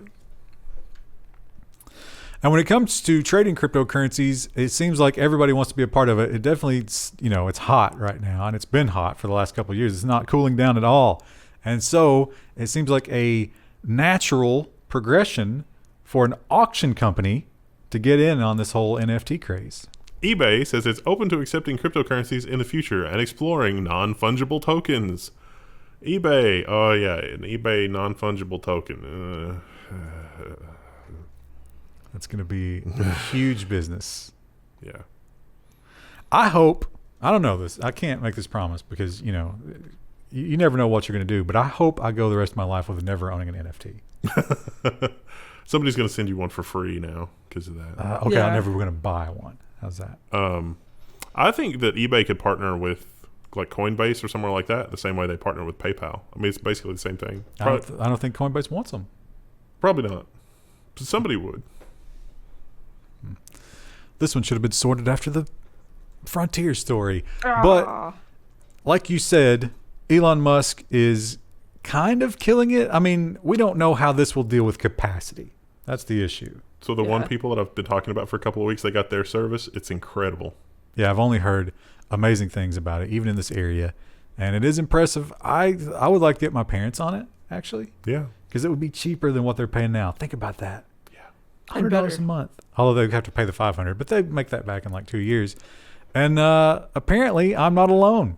Everybody has this thought process. Starlink satellite internet gets 500,000 pre-orders, and Musk says, "Yeah, we're going to sign up everybody." It is around here. Once you get more than about 2 miles outside of town, the advertised speed is like 100 by 10, but Starlink has got them beat all to pieces. It is insane. It is just utterly insane how much better it is. And I don't know if that's because nobody's on the service yet or what. The worst thing is the ping time, which spikes up around 40 milliseconds, which is kind of high. Not great for first-person shooter games, but depending on what time of the day it is, it does go around to like 20, 25 milliseconds, which is a little more tolerable. I feel like my first-person shooting days are over. Yeah. I could probably live without that. Well, I was going to say, I mean, people like your parents, too. They don't need that. They don't care. Oh, they have... And their latency is terrible. Yeah. Yeah, because... Yeah, it's overextended. It's on the mountain. Yeah. It's just... But it really is incredible. Like, you can... It's insane. And now, that's going to drive up the value of property. Like, if you want to have a farm somewhere that doesn't have anything, you can get this, and it's not entirely unreasonable. Yeah, good luck finding a farm right now. For real. And another thing that I know is coming with my parents, because, they're older, but my dad, at least, is still very involved in Facebook, at least. He's addicted to Facebook. And something will go wrong, or we'll have to move to a new computer, or hard drive will go bad or something. I'll be like, all right, what's your password? And he's like, and he goes and he gets like these big books and he's paging through them. He's like, maybe it's this one. Is it in the Necronomicon? Yeah. And then it looks like that. And then you get flood controlled because it wasn't that one. It wasn't the last 6. And it's infuriating. And I was trying to explain to him, they also don't have a smartphone. I was trying to explain to him how this was going to ruin his life. And he has to figure this stuff out before this happens. Google will automatically enroll users in two-factor authentication soon. Google hates passwords, so it's trying to replace them with two-factor authentication. This article, I really feel like this person needs to experience Microsoft's approach to this, because Microsoft has already got this figured out. Google needs to just copy what Microsoft has done. Because I did the Microsoft thing with Mom, and it doesn't require her to do a password anymore. She can do her fingerprint or a PIN, which she's much better able to remember. And then when she's forgotten her password, she just uses a quorum of devices she can get to just set a password for whatever it is that needs an actual password. Yeah, but what if she gets burgled? Well, that would be bad. Yeah. Yeah. I worry about that. If I lose my phone, Yeah. that's You're going to be, screwed. until I get the replacement, that's going to be a rough time. You might get a burner phone and just hide it somewhere that's got an extra copy of the Authenticator app. Yeah, but look at what we're doing to live in this world. And the last of a dying breed, and I'm not sure that anybody necessarily misses them. I mean, this is the technology that's just it's moving so fast. Yeah. One good thing about the smartphone revolution, it pushed this, Yeah. and it pushed these off the table. Sony discontinues its last DSLRs. The move was inevitable after it made mirrorless cameras dominant. So yeah, SLRs, they have a mirror and you can see what the sensor is going to see, but it turns out we don't need that mechanism anymore. The LCD screens have gotten high enough resolution and high enough refresh it's nuts. What do you think the percentage of Americans using cameras like that actually look through the viewfinder and not at a screen? It's smaller and smaller and smaller Yeah, every it's day. got to be tiny at this point. Yeah. And the viewfinder, like on that camera, that's the Lumix S1. That was the first viewfinder that I looked through and was like, oh my god, LCD technology is there, because it looks as good as reality. Like the number of pixels and the refresh rate, because it's like 120 hertz refresh rate, moving it around, there's no delay. It is incredible through the viewfinder if you still use the viewfinder. I think the viewfinder is actually easier to tell focus and sharpness than the LCD screen through the Yeah, viewfinder. I was gonna say, I've been messing with the one here and taking it outside, and it's nice when you're in bright sun to have the viewfinder instead of trying to look at the screen, which is Yeah. often a little too dark. Yeah. I'd say viewfinders are probably another 10 years. We'll be saying goodbye to them. Rip. It'll just be in your retina. You don't have to worry about the sunlight. It's just Injected in in your your brain. eyeball. Right next Also, to the Facebook ad. The images will also be stored in your retina. So you don't need a physical storage device. Well, CD Projekt Red, they have a lot of goodwill to make up for the whole cyberpunk thing. People weren't happy about it.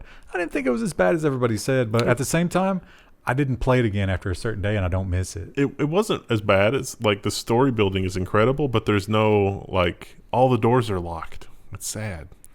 But a lot of people compared it to the last magnum opus, which was The Witcher 3, which people seem to love. I don't get it. I did not enjoy that game at all. I didn't finish it. Yeah, I don't know. I couldn't get into it. But I'm certainly a minority because it's one of the best-selling games of all time. Made them famous. However, wokeness may be creeping in and changing things at old CD Projekt Red. The Witcher 3, CD Projekt Red has lost its top developer over bullying allegations. Did you ever see exactly what he did anywhere? No. Konrad Tomaskowicz. Yeah. He's gone. He's out. He resigned. Now, he did not dispute this. His quote was kind of like, yeah, maybe I'm a little messed up. I'm working on it. So I guess he was pretty mean to these people. Kind of like Steve Jobs. He was like, this is my vision for a phone. You must, do whatever. Do you think some of that came from him being wounded that Cyberpunk was such a failure? Maybe. I mean, again, it's a good foundation for a story, but they didn't like in Grand Theft Auto, you can just randomly go do things and find something to do because there's like a million people you can interact with. Cyberpunk did not have that. I always kind of felt, I didn't play it, but I watched you guys play it. I always felt like Cyberpunk, none of the NPCs that you just ran into on the street were actually people. They were Yeah. just like walking environment. I kind of feel like that in IRL. Just NPCs. Everybody everywhere. around me is an NPC. Are our audio levels still good? Because Krista seems super quiet to me. Krista. Talking. Do I looks sound good. okay? Yeah, you're good. That's fine. You're actually a little louder than we are. Well, Discord, I got to tell you, I continue to be disappointed in Discord in terms Yeah. of them maintaining the quality of the voice chat. Maybe that's just my internet connection, because my internet connection can be a little crappy. But I don't know. No, Seems a lot of complaints. Yeah, it doesn't do too well. I think they should probably take this money and use it for that. But I don't think they will. Sony invests in Discord to integrate it with PlayStation by 2022. SIE takes a minority stake in Discord and says both teams are already working together. So this is what they did instead of selling, which is probably better for the product in all honesty. Although Sony is a fickle mistress. They do need something. Oh, well, are they just running I guess all the voice chats are just running through the individual game servers right now? I would think that they should figure out how to do peer-to-peer voice chat and then just have that be a thing. Yeah, but then you're leaking connections. Better than the alternative. Yeah, somebody gets doxxed, though, and what are you going to do about it? Yeah. What 3 Words is a very interesting service, and it's a really good idea. It's clever. It's not complicated, but it is clever. However, it seems like maybe they are not a very ethical company, unfortunately. What 3 Words sent a legal threat to a security researcher for sharing an open source alternative, but the company can't point to a single case of copyright infringement. Although the actual quote from the lawyer said, it's like, no, that's our proprietary code. But it sounds like the security researcher actually just wrote an alternative to What 3 Words that would provide you a different What 3 Words. And I don't think that it's possible to trademark or patent the idea of using 3 different words to identify a physical point in space. What a clever image they've done here. I assume this is the home office. Yeah. And so they've said that is sins legal. What 3 Words, if you're not familiar with it. Krista, do you use this? No. So no matter where you are on Earth, including out in the woods or whatever, this thing can give you 3 words. What is it, like a 40 square meter? Yeah. That will bring rescuers within 40 square meters of you. And all you have to tell them is 3 words that it pops up on the screen. Krista, that should be on your phone. It's probably, a thing. I've thought about getting a satellite device for that kind of thing, but I didn't know they had an app for it. But this is free, and you don't have to have any kind of phone service. It's just GPS. Yeah. I actually know someone, and so do you, who still has an AOL address. And we take care of that person's website. They have multiple websites. They have so many domains. And I was always like, don't you want your email to be at one of your domains? And he was like, what? No, I don't care. I'm happy with AOL. We're like, the Chinese are in there. And like, I don't care. Apparently, he's not alone, which is mind-blowing. Verizon sells internet trailblazers Yahoo and AOL for a shockingly high $5 billion. That means they only wrote down the value of those two, about $4.5 billion. I think Verizon is making out like bandits here. They were probably, they were filling out the paperwork, and they kept having to stifle laughter. Can you believe they're going for this? And we just got rid of Yahoo Answers. They only lost, $4.5 billion. So I don't know how much they're really laughing, but yeah, I mean. Well, the alternative is to hang on to these turds. Yahoo had an e-commerce platform that was written in Lisp in the late 90s, and it was incredible. And Yahoo just had amazing technology after amazing technology, and they just fumbled it every single time. It's breathtaking how a company can make so many mistakes. That's what a mindless bureaucracy will do eventually. You can't survive at that size. And some good news, SpaceX, and this maybe will help them with their General Accounting Office audit for the whole NASA thing, because they did it. They brought them home. SpaceX returns 4 astronauts to Earth, a rare night splashdown. Woo. Everybody is safe and sound. Good job. What's the first thing you do when you get back from the space station? Say you've been up there for 6 months. This said that they went to see their families immediately, and usually it's impossible to do that. But this was the fastest return ever. That's not what I would do. What would you do? I would, it's got to be some kind of food or something, right? Yeah, it's like, a nice steak. Or if you're getting out of prison, or sex, if you can swing that, if you can set that up ahead of time. If you can, maybe that's why they wanted to rush home to their families. Someone got a booty call from the space station. I guarantee it. NASA listens into all those calls, so they probably had to do it in code. Because one of the astronauts was like, "It's so weird to wake up on the space station and then be sleeping in my own bed and wherever." I don't know. After 6 months, they probably aren't worried too much about that. Moving on to social media, one of the things that people commonly criticize Twitter for is that it's a cesspool of hate and misery. And I think that's true, certainly. A lot of nasty people on there. And Twitter, God bless them, they're trying. But what can you do? Yeah. Twitter begins to show prompts before people send mean replies. The tech company tested the prompts last year, and they led to fewer offensive replies on its service, so it's rolling them out widely. Can we get this for the YouTube comments? Susan, you paying attention? Are you seeing this? I don't think it would matter. So here's what they get. I assume that they're using some kind of like natural language AI to try and figure out if you're being mean, or is it just keyword, you think? I just want people to stop complaining about me fidgeting, because I can't help that. I mean, I'm going to have to get different medication or whatever. It's fine. That's normal, though. Well, maybe not for the wider populace, but I understand the fidgeting thing. That's normal. I think it's totally fine. I think you could control it. I don't believe that. But I don't think there's any value in doing that. Like, I think it would be so preoccupying that it would ruin whatever else you were working on. Yeah, I could, but I wouldn't be conversational if I were dedicating that much brain power to being still. Now, I will make one exception with that, and that is driving. During which time, when you are having a conversation, things get weird. Yeah. Yeah. I try, though. You don't understand. Driving was escape for me, so it was like I'm never going to be able to leave the confines of this horrible prison if I can't drive. So very motivating. Listen, when I got that first car, that's why I think that's one of the reasons I'm willing to spend a lot of money on cars, because to me it is that freedom.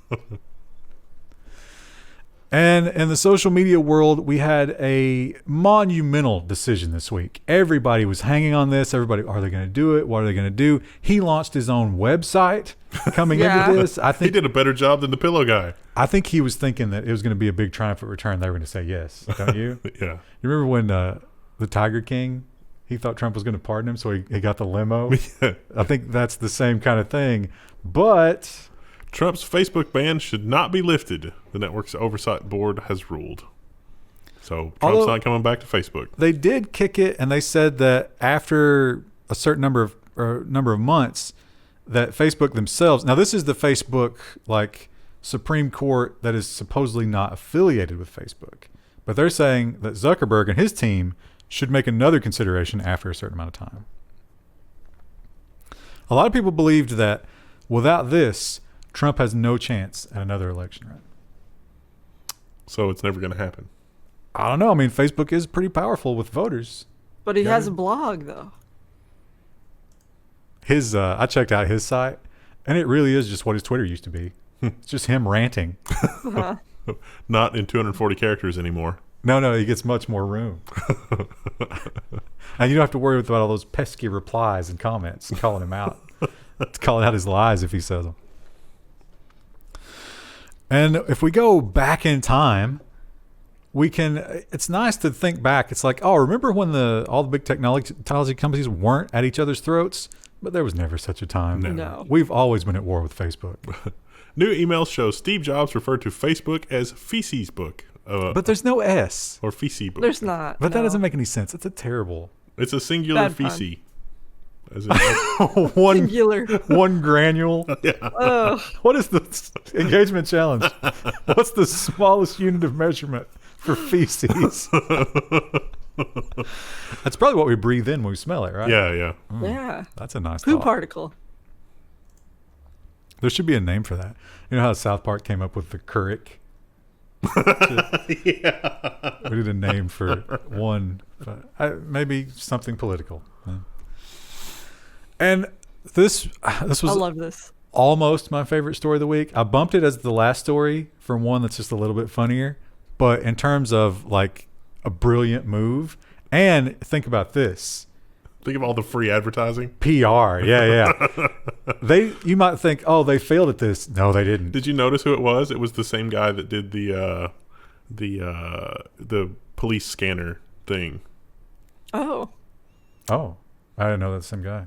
Yeah, but brilliant move. And if you're a marketing PR company, this is how you do it. Yeah.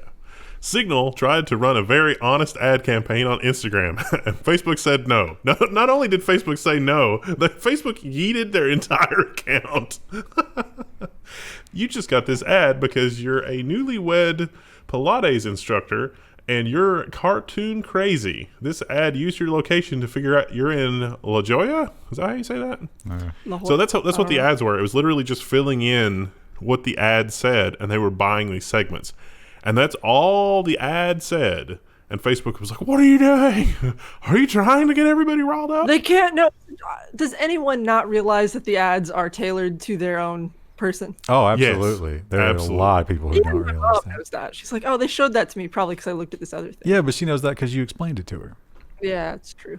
What I want to know, how pervasive it is. And I mean, when it comes to online ads, they've been promising me this for years, and I think it's always been fake. But where can I meet these goth baristas that are single in my area?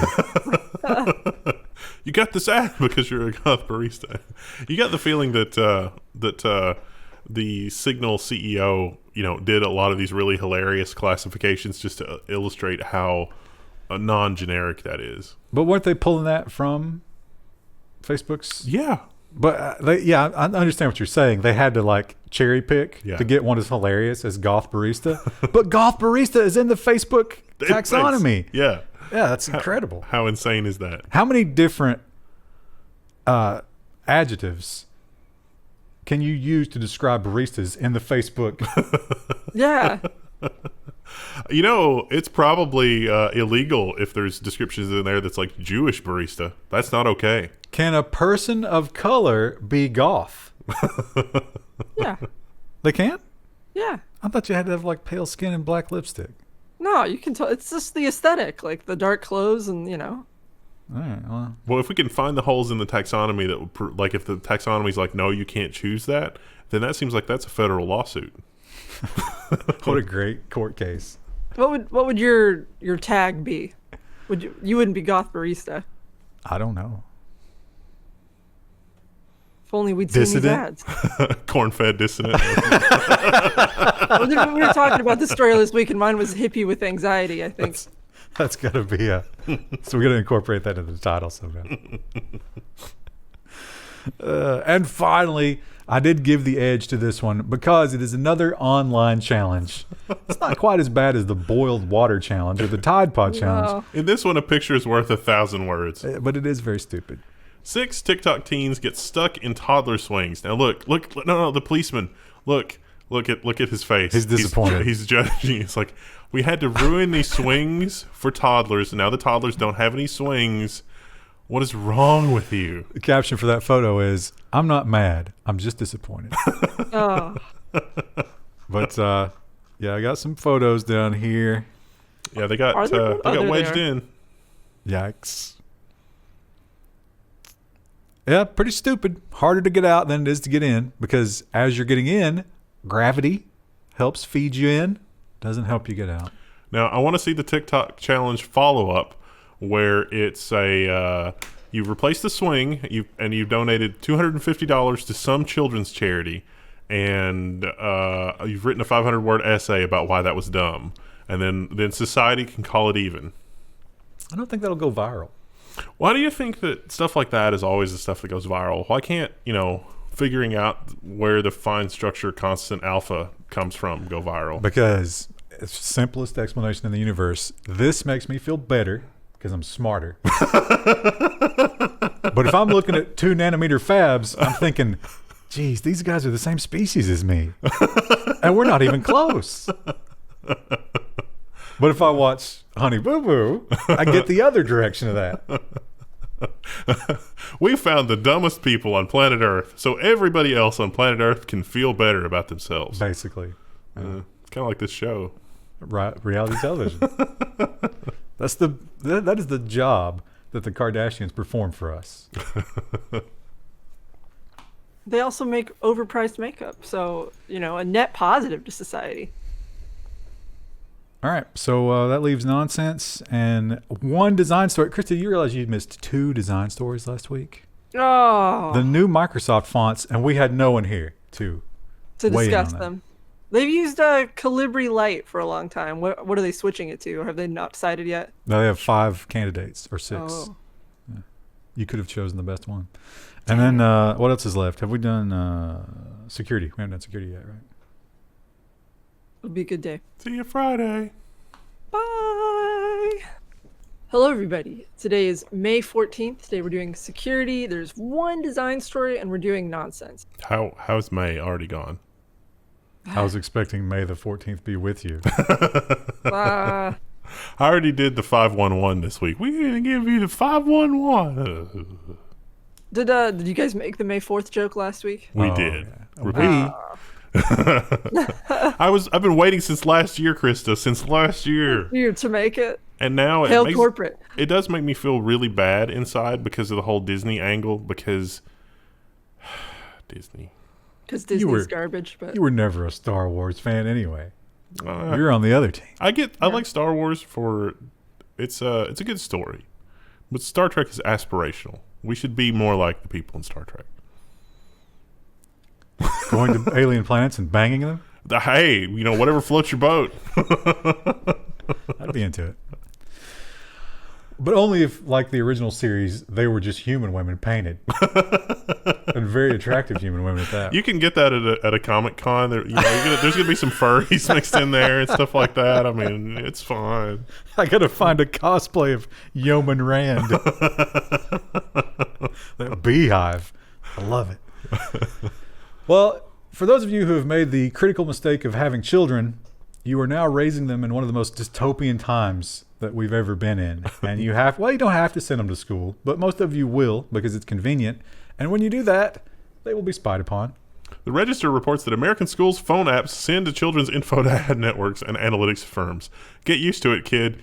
The way the article explains it, it's literally like we built the apps on the phones using off-the-shelf tools that automatically send stuff to the ad networks. It's not singling out the children. That's just how it works. What, you want us to write our own software? Come on. We built all of our furniture out of treated lumber. Of course it's going to poison the homeowners. What did you expect? Now, if you want to escape this, other than homeschooling, what do? Of course, you throw money at the situation because private schools have the budget to build their own apps. What a dark timeline. And we have a couple of, this is the security section in case you didn't realize, that's security about your kids, but we have a couple of new bugs to talk about this week. An estimated 30% of all smartphones are vulnerable to a new Qualcomm bug. This is actually in the modem. So there's a field in the modem that's not properly sanitized and it affects 2G, 3G, 4G, and 5G modems. Yeah, good luck with that. Intelligence services around the world were all suddenly very excited. Celebrate wants to read more about this. So that will allow an overflow, and it will allow them to get into your phone's records. You can see your text messages, your contacts, and stuff like that. Nice. They can't get into the operating system, but they can get into any part that the modem can get to from the phone. Yeah. So that's stuff you don't want people to find out about. And think about two-factor. Yeah. Well, we all know that Windows Defender probably isn't the best antivirus solution, but it's there, and good luck getting rid of it. And while it's there, it's not just defending. Windows Defender bug fills Windows 10 boot drive with thousands of tiny files. So they don't take up a lot of space by themselves, but the way that modern hard drives are, there's a certain minimum amount of space that a file has to require. And depending on how big your drive is, it may even bigger than that. You may be looking at 32 or 64 kilobytes of space for every tiny little file. And pretty soon your hard drive's full. They're working on a mitigation to try to roll it back or deal with it, but a little bit of a mess. You can go in, I can't remember what the path is, but they give you the path in that article. You can go and delete them yourself if you want to. Whoops. Probably should if you've been running that Windows for a very long time. And Proctor software. Proctorio. We should, but proctoring is the software. Oh, right. Yeah. That's a huge thing now. And if you're in university, you are pretty much required. I think almost all universities are doing this now, right? There's a couple of holdouts. Well, I mean, I don't know. Does everybody, because like in our day, the professor would just sit in there with you. But like a lot of universities, like when there's a final exam, the professor's not even there. You just go to a big room, and there's somebody in the room monitoring you. Yeah, but That's the proctor. But right now, they're not even going to the campus. Yeah, I was gonna say. But even when I was in school, like 10 years ago now, the professor always sat in the room with us.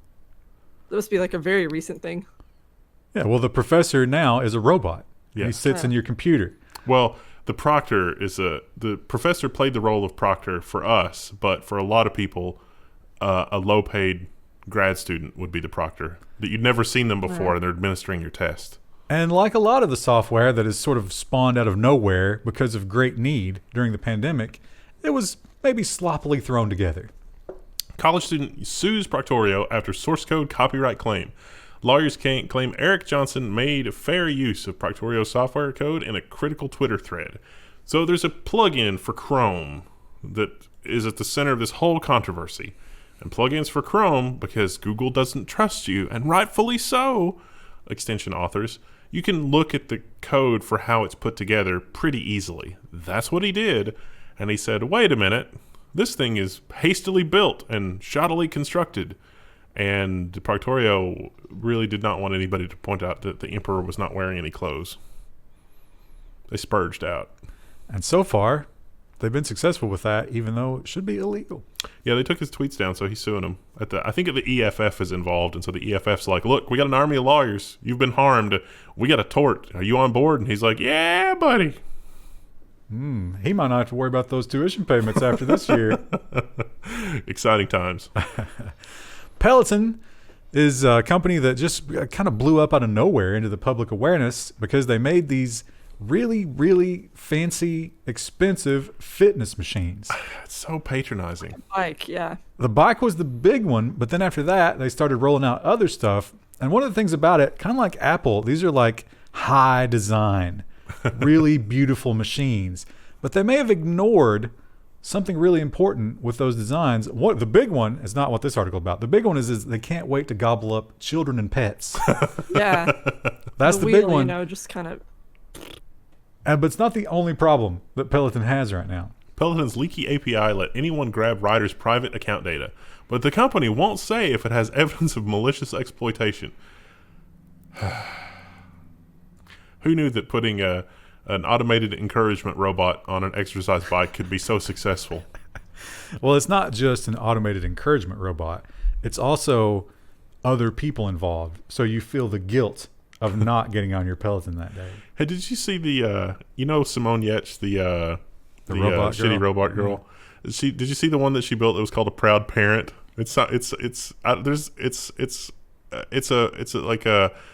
a torso mounted to the wall that just has an arm, and you put a quarter in it, and the arm extends and pats you on the shoulder, and it says, "I'm proud of you, son."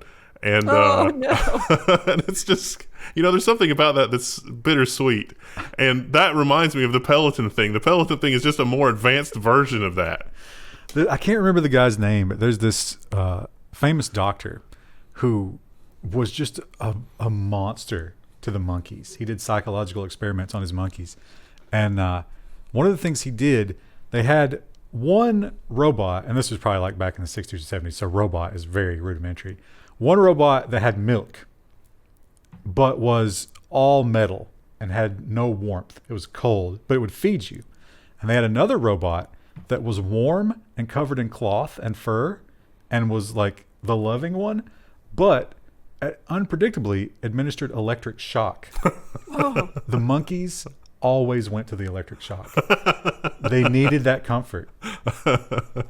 Don't we all, monkeys? Don't we all? Yeah, that's the business model. We're monkeys. I'm proud of you, son. I've been thinking about getting one of those Echo bikes or the assault bikes, but I don't know if I'm hardcore enough for it. Anybody out there got one of those? Should I get What one is of those? it? I've never heard of that. It's a CrossFit thing. It's an exercise bike that is built to just make you suffer. Because it's CrossFit's like the bro thing, right? Like bros always tell you about how they're doing CrossFit. I don't know. I thought it was bigger with women. No, I don't think so. Yeah, well, I'm not doing CrossFit. I just want more of a cardiovascular workout. And those things Engagement challenge. they're supposed to be ruthless. Another email server vulnerability, and you're thinking, oh, God, more Exchange fallout. But no, this is a new one. No, it's Exum this time. 21 Nails vulnerability impacts 60% of the internet's email servers. Are you running Exum? Have you patched? If not, I've got some bad news. They're in there. He Sung is reading your emails. It's not good. Man, they get a lot of marketing spam. And DDoS. Man, it's been a while since we've had a good DDoS. Remember when the botnets were the big news story? Yeah. Or the low orbit ion cannon. Well, they're still out there, I guess, and they're still being used, but they are kind of choosing smaller targets these days. I mean, this is not a small target, but relatively small. Belgium's government network goes down after massive distributed denial of service attack. So, nah. We don't know who's responsible yet. Probably some 13-year-old is like, oh my gosh, I took Belgium off the internet. It's not. They're incorrigible. Screw their waffles. Are they saying, oh my gosh, as in, I'm surprised I did that? Or, oh my gosh, like, look what I did? Look what I did. That's what I would think. And remember Spectre? And Meltdown. Speculative execution. You thought we'd seen the last of it? No. No. Other stuff happened, but this was still cooking in the background. Here's the actual paper. I see dead micro ops leaking secrets via Intel AMD micro op caches. So this is the ramifications of this are not yet known. But this security researcher figured out a way to exploit the fact that modern processors, both from Intel and AMD, break instructions down into micro operations, and then what those micro operations are cached. And so that is a side channel that could be useful for certain kinds of attacks. We don't know yet. But definitely no mitigation for this in place. So if it is something bad, it's going to be out there for a little while. And remember how good they were at fixing those things? Not quite. But Tesla has fixed this one. So if you're a Tesla owner and you see this headline and you pucker up a little bit, don't worry. They fixed it. But there for a while, oh boy, were you wide open. Tesla car hacked remotely from drone via zero-click exploit. So, yeah, it's as bad as it sounds. It's been patched. And I imagine that it's not been patched if you're like a third-party Tesla owner or you haven't subscribed to any of the services. Oh, yeah, that guy who's refurbing them in his garage. Yeah. He's definitely this is a wormable exploit, too.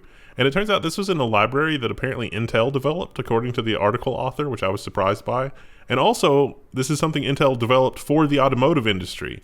But apparently it was like proof of concept or an example in the documentation. And so Intel was like, here's an example of how you might manage network connections.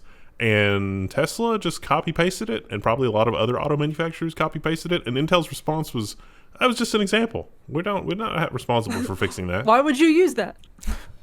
That's how we got SQL injection. Has nobody ever learned anything? Like that one post on the forum where it was like, here's how you can query for somebody's username and password. And it was just concatenating strings for the SQL statement. And then that led to half of the internet having not properly escaped strings. That's this. Have we learned nothing? Nothing. And the wormable part, it can use the Tesla's Wi-Fi once it gets it. And infect other Teslas. So if there are other Teslas in the parking lot, and if one is way on the other side of the parking lot, and there's another parking lot adjacent to that one, who knows how far it could spread. But it's fixed. Yeah. The researchers were very careful to point out, it's like, we did not worm this because we knew what happened in the early days of the internet. And a worm getting out of control, that would be bad. Krista, this New York Times web design. Like, It is obnoxious. okay, there's no headline, but there's a bunch of pictures, and then there's words, and then there's more pictures, and then what? I guess that's the headline? Get past the subscribe now anymore, because I've used too many fake email addresses. Oh, we haven't used one yet. But anyway, you remember this? Yeah, the slander industry, is that the title of this? I guess. I don't know. It seems like it. Who could say? So this is a New York Times article about how if apparently the people that are slandering you and the people that are taking money from you to take the slander down are the same people. So there's kind of a similar to those websites that pop up and like for a domain misspelling or that you park on top of a domain you're not using that's just like garbage marketing links and stuff like that. These are similar to that, except they propagate slander. I don't know where they source it. But just make it up. This Yeah, guy you can speed posted up. one about himself on one site where they'll let you submit stuff. And then every other site picked it up. And he started looking into it and he discovered a little incestuous relationship. My favorite part of the article was like, I tracked down, so-and-so, and she ran this one website. And so I looked into her background, and it turns out she was arrested in like 2003 for burglary and safecracking. And I brought it up with her, and she said, oh, yeah, do a background check on me. That wasn't me. And so I did, and it was her.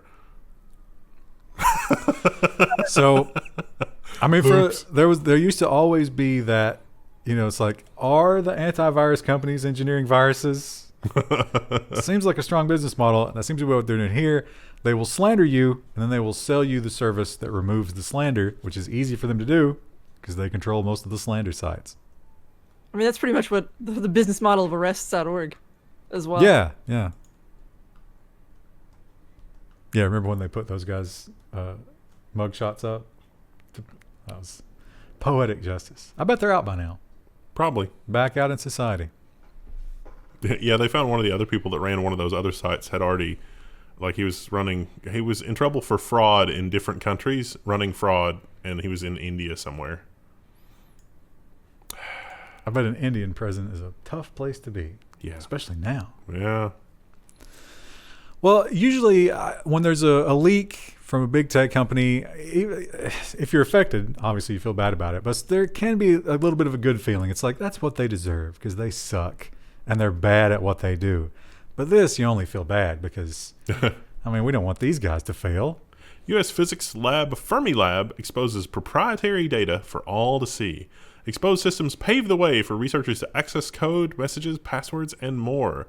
They've got a screenshot here of somebody actually logged in at the shell somewhere. So that's more than just an API access. That's a little deeper.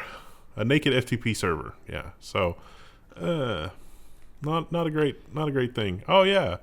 Oh, Admin. Tomcat. Yeah, admin password. Woo! They fixed it, but it's embarrassing when you get all those smart people together and something like this happens. Destroys people's faith. It does a bit. I did not immediately realize I was looking at the Starship Enterprise here. I imagine you did. I didn't. No. No? No. But it is cool. It's not quite up to the original series Hologram? graphical standards. Did they remaster that at some point? They did, yeah. Because I was watching it recently and I was like, there's no way they did this in 79. Yeah, they did remaster it quite a bit. Still, it looks good. The remaster looks They good. haven't officially remastered Deep Space Nine, but there's an AI that you can download that will remaster Deep Space Nine if you have the DVDs, and good Lord, it's incredible. Anyway, they liken this to the holodeck. I don't think they're quite in the same category, at least not what we've seen so far. No. Researchers create a free-floating animated hologram that brings us one step closer to Star Trek's holodecks. And I was like, did we finally figure out a way to make light be emitted from an arbitrary point in space without having to have something in the air? And the answer is no. No. They have particles in the air that I'm going to refer to as super asbestos. And what we're looking at here is actually very, very small. Incredibly small. You need a special camera and a special lens just to see what we're seeing right here. And if this was a free-floating hologram and you were breathing in the particles, you definitely are going to get lung cancer. Probably a bad idea. So we're not there yet, but it is very cool. Why does nobody think of using frozen water particles for this? I mean... We're going to freeze them in the air? Yeah, well, you freeze them before you emit them, and then you spray them, and then you use a laser to hit the one you need. Well, it's not very realistic in terms of I guess you could capture the water. Yeah, you could just pull the moisture from the air in the first place. Probably be pretty expensive. I imagine this is too. Yeah, I was gonna say all of this seems pretty expensive, but it's the Enterprise, and it's firing a photon torpedo. Seems like it's that episode where it was firing at the space eater, but they got the scale wrong because the thing that eats the whole planet was very large. You should write them a strongly worded letter. actually, And remember the Y2K bug? What was the more recent one we had? I don't remember. We had one of these recently. did we? It was something that wouldn't fit. But, when you build systems, especially financial systems, you're looking for speed. So when it comes to like, how big do we make this integer? As small as you think we can get away with, because we're trying to move as much data as quickly as possible. And because of one man and his obstinance, that's a problem. Berkshire Hathaway's stock price is too much for computers. So they track stock prices in a 32-bit integer, which is a maximum value of 4 billion normally, but they keep track of 4 decimal points. So it's fixed point.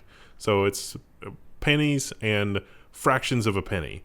So that makes it not $4 billion, but 421,000-ish dollars. 429 is what they can get to. Or 429, yeah. So at 430,000, Berkshire Hathaway Class A will no longer be able to move through exchanges. The problem is easily fixed by requiring that companies split when they cross this value. That is the least headache. Yeah, I don't know what his reasons for not doing that is, other than just being famous for having a ridiculously overpriced stock. Yeah. What a great picture in the header as well. Do you know why that picture is there? Do you know his conceit about that? No, I was more just admiring the woman next to him who's staring intently at his ice cream cone. Well, the ice cream is a big part of his whole mythos, because he famously says that he eats like a 6-year-old because it brings him joy and he doesn't care anymore. So he's constantly eating ice cream. He claims he has ice cream for breakfast. Wow. Wow. His doctor's probably just screaming, but... Yeah. That gives me hope for living a long time. Well, his doctors are probably telling him whatever he wants to hear, just like everybody else in his life. Yeah. The Oracle, they call him. And not like that horrible company. Like the Greeks. To me, this headline says these no longer have value. Yeah, Isn't that what it says? That's my takeaway too. Yeah, Krista, let's see your rock. I don't know. It might be out of focus. What kind of size Probably. is that? I don't know. How do you feel that it has absolutely no value right now? I mean, it has value, emotional value to me, but I don't really care about the monetary value of it. Not value in U.S. dollars. Yeah. Headline. Pandora says laboratory-made diamonds are forever. so They we're just are growing getting rid of diamonds. them. Congratulations, chat. We've entered the diamond age. We've been in the diamond age for quite some time, but traditionally they were considered not inferior in terms of structure because they are structurally perfect, whereas natural diamonds have flaws. But the flaws were the value. Yeah, we've been artificially creating diamonds for industrial processes for a long time. But I can't wait until the windshield on your car or like the passenger windows are made out of diamond. If Elon Musk could get diamond, windows for Cybertruck, he definitely would. That's going to be a problem, though. Well, I guess they wouldn't break, would they? Carbon is cheaper than silicon. I was thinking, like, what if they're shattered on the road? But if it's made of diamond, it's just, well, if it's made of diamond, it's going to come into the car, take your head clean off. I think safety glass is required to shatter. That might be a problem there. But yeah, what about De Beers? They got that whole mountain. De Beers actually, their intellectual property protection division is breathtaking. Like when you go down that rabbit hole, it's definitely a case of the abyss staring back, because they own an ungodly amount of intellectual property around artificially creating diamonds. It's really insane. But they also have the giant cache of all the diamonds they mined and didn't let into the market to keep the prices up. Yes. And those have to have just lost a ton of value with this, right? Well, I mean, I would have said that 10 years ago, but yeah. Krista, what if yours was artificial? Would you care? I wouldn't care. Why It would would make me care? probably feel a little bit better if it was lab grown, because then it's like, oh, at least someone didn't suffer to make it. Oh, yeah. Hopefully. An African child didn't have to go into slavery to get that for you. Yeah. Breaking DRM is always a feel-good story. You always love to see these, and this one is particularly disgusting in terms of their business model. Hardware hacker breaks the DRM on a mini dishwasher. So there's a tabletop dishwasher where you put the water in by hand. I guess it's made for like small apartment dwellers or whatever. And but you have to buy the soap from them, and it has like a 670% markup. Whew. Comes in these little cartridges here, and this little EEPROM is on it. This guy was able to hook it up to a reader, extract it, no encryption, and feed it back onto another device so that he could fool his dishwasher into thinking that he had 0 runs on that cartridge, when in fact he had 60 or 70. And there was enough juice left for 10 more good runs. Yeah. And also, he figured out the formula for the soap as well. So he's really closed the loop here. He's got the place that they're getting the laundry or the dish soap from. You get the exact same formula, soap and rinse agent, and order it in bulk, and it's, quite a bit cheaper. It's astonishing they haven't sued him yet. Yeah. That's probably coming. This might be the landmark case that we need for right to repairability, because what he did should not be illegal under any circumstances. No. It should be celebrated. Yeah. That's ridiculous. But you know what's life-changing? Having 2 dishwashers. I wish that I'd put in 2 dishwashers when I redid my kitchen. What? See, we've covered this before. His idea is that you never unload the dishwasher. Yeah. You just move from one to the other. But you just unloading it takes like 2 seconds. Also, this dishwasher is so tiny that there's part of me that thinks it would just be easier to hand wash this number of dishes. Yeah, there's only that's definitely the bachelor-sized dishwasher. Yeah, or like, you're living in a van. But I mean, if you're living in a van, you kind of have to prioritize what appliances you're going to get. I feel like this wouldn't stack up. But that's a lot of water to be using if you live in a van, isn't it? Yeah, it is. I think, I don't know about this particular one. I've heard that dishwashers are actually more efficient in terms of water usage, but I don't know how true that is. That might just be dishwasher propaganda. More efficient than what? Oh, washing by hand? Washing. Yeah. That might be true if you had the water running the whole time, but if you were conscientious about that, I bet you could beat it. Probably. Like wash them all and then rinse them all at the same time. That's a problem that science just can't solve, Chad. I don't know. You know what? I confused the AOL stories. This is my lead-in for the past one was supposed to be about this one because I know somebody who still uses AOL email. Whatever. It's the moment's past. About 1.5 million people still pay for AOL, but now they get tech support and identity theft services instead of dial-up internet. You can't dial up AOL at all anymore at all? I thought they still had some lines. What percentage of those people do you think just like have forgotten that they're... There are some people that still only can get dial-up. But AOL? Yeah. Well, India is having a real tough time. It's kind of weird because, we're in this place like, we're getting over the hump here, but not India. No. I don't know what happened over there, but they were not ready for it. And one of the things about India that I'm always fascinated by is the religious element and how powerful it is in their government and how phenomenally stupid these people are. But before I go any further, I will say I did have a little moment of introspection and I was like, oh, right. That's us too. India in the crisis. The chief minister asked scientists to convert nitrogen into oxygen. We can't. We're not that good yet.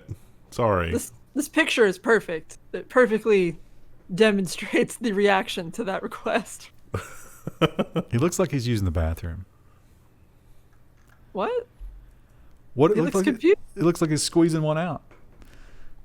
What if somebody, just based on this prompt, came up with this technology? And he was like, I told you. Finally, clean energy for Earth. Yeah. So, unfortunately, you can't do that. So, don't count on that. These are the same people that told us that cow urine could cure that thing. It can't. I'm sorry. It, in fact, cannot. It didn't. This was in the U.S., right? I don't know. I wasn't sure about that. I had a trouble figuring out NNSL. Pro tip, if you ever run a local news site, put the name of the place at the top because we don't know. Providence. I thought it might be Australia, but maybe not. But anyway, this is universal. Oh, RCMP. It's Canada. This is a universal thing because anybody could experience this if they're getting rowdy with the cops.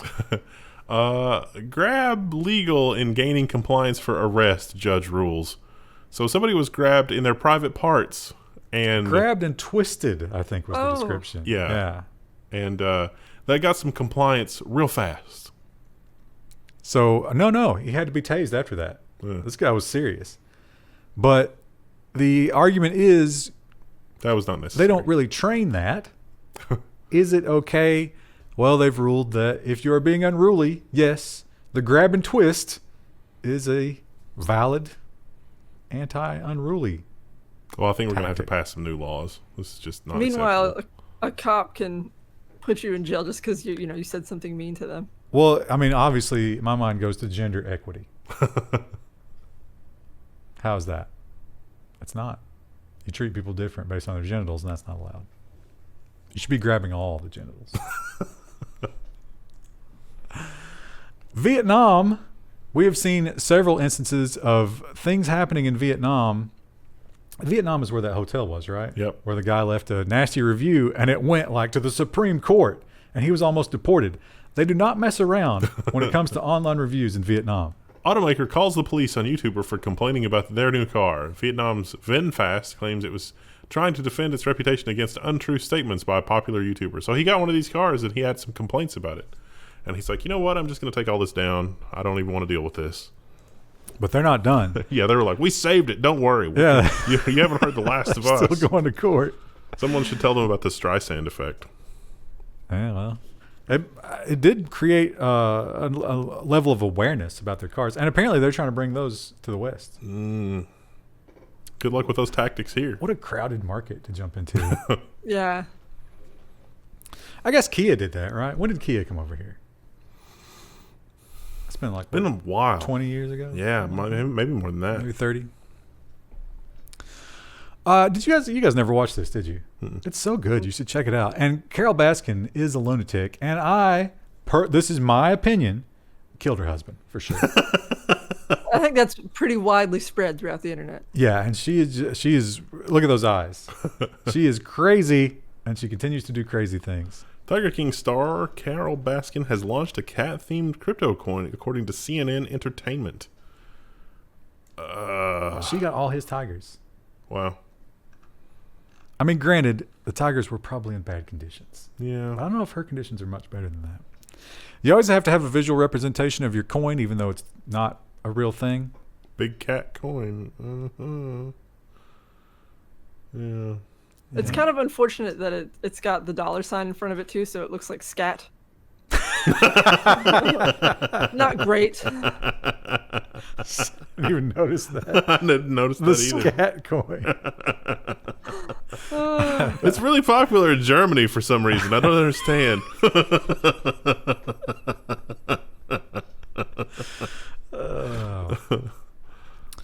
The money, the hot money that is pumping into our economy and making everything so insanely expensive is a problem, not just because of the inflation, but because it is often misspent. People aren't using it the way they should use it, and perhaps this is the best example. Japanese town spends its emergency funds, that I'm not going to say because of the algorithm, on a huge squid statue. The town of Noto sought to boost tourism in the area where the squid is a delicacy. I don't even think it's that good a statue. It's not. It looks like There's something made by the high school art 240,000. team. What's it made of? Probably fiberglass and resin. So I would be angry if I was a Japanese citizen and that's what they spent their money on. But Yeah, well, they are. Some of them are angry, although some of them do agree with it. They're like, we got to get tourists back here. Somebody has to eat these squids. Or, Wouldn't subsidizing a lot of free squids bring people in to eat the squids? and if you didn't fish the squids now, imagine how many more you would have. Is Yeah. it squids or squid? When Squid. You use it, I think it's squid, right? Anyway, squidses. not a great idea, but they did it, and they're not ashamed of it at all. They thought it was a good idea. This is just, I guess it is true. If we think back on our childhood memories, not once did I ever consider this. Did you? Nope. I just thought, crazy me, or I guess I should say misogynistic me. When I saw that movie, You don't realize your privilege. yeah, I didn't think about her feelings. What I thought was, he just saved her life. That was life-saving what he did there. But, again, my privilege talking, it was wrong what he did. Disneyland's new Snow White ride is popular, but that non-consensual kiss is causing a backlash. The internet weighs in. Film at 11. I will say that you could solve this in the same way you can solve all of these problems. Make them both guys. Nobody will complain. They'll celebrate that. You'll get so many headlines.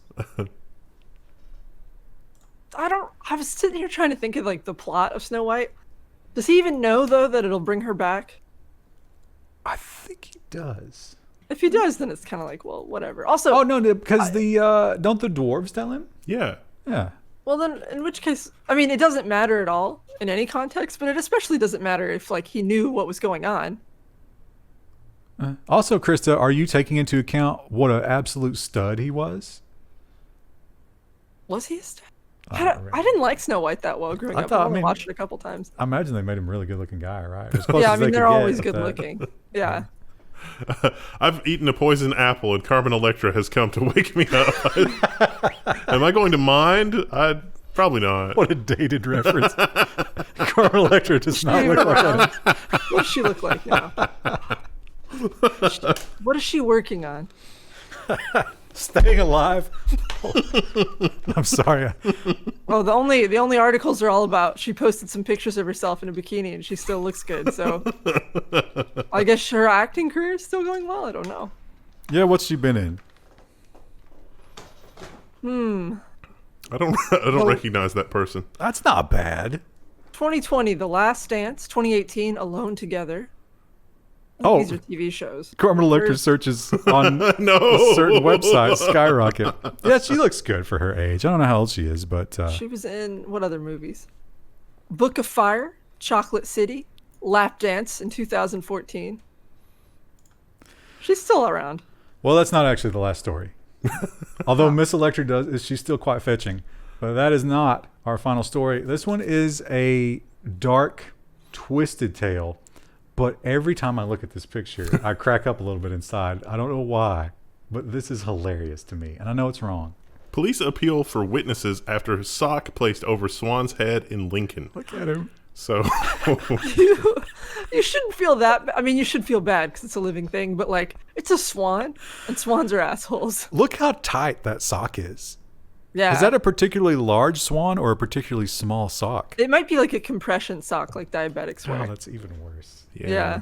What do you think's going through this swan's mind? What is going on? I mean, it's not like freaking out. It looks like it's gotten loose a little bit through a hole or something. Yeah, there's a little on bit the of end. white right there. Yeah. You think that's just a little bit of feather coming out, or? I don't know. I bet it's been like pecking at things. Yeah. It would eventually have gotten out of that. No, I don't know. I don't know. It depends on, yeah, again, what the sock's made out of. It I is can't help an absurd image. crack up at that. That is hilarious. It looks like he's like got a gun somewhere. He's gonna break into your house. Empty the register. One time a raccoon came to my mom's house and it had got all tangled up in like fishing line and something. It looked like it had gotten into like fishing line like on a creek bed or something because it was tangled in with like plant matter and dirt and just like it had pulled it from somewhere. And it just came onto the porch and was like, I'm done. I'm ready to die. Like, if you want to help me, that's fine. But if not, I'm going to just die right here on your porch. And it did. Mom got the scissors and it was very careful not to do anything threatening or anything like that. And we were able to cut it loose. And it was like, thank you. And then ran away and we never saw it again. Yeah, we used to get a lot of the stray cats would come and they would have the cat food can on their head. Yeah. Oh. And, yeah, you just had to grab it and they would pull away from it. Yeah, there was it had eaten into the skin on the, and it was like, does it have rabies? Should we do this? Should we call animal control? And animal control was like, well, if we pick it up, we'll probably just kill it. It's like, But have you seen those videos, the incredible videos where whales and dolphins will come up to divers? yeah. And it's like, hey, help me with this thing. I was like, all right, sounds good. Those are always have feel-good thumbs? videos. But then when they're cutting it off, you can see where the line has drug and like cut into. Yeah. What does that feel like in salt water? Probably not Probably great. awful. Yeah. Yeah. Well, that was depressing. Let's go. You know what? You know what made me feel better? Look at Picture this of the swan with the sock on his head.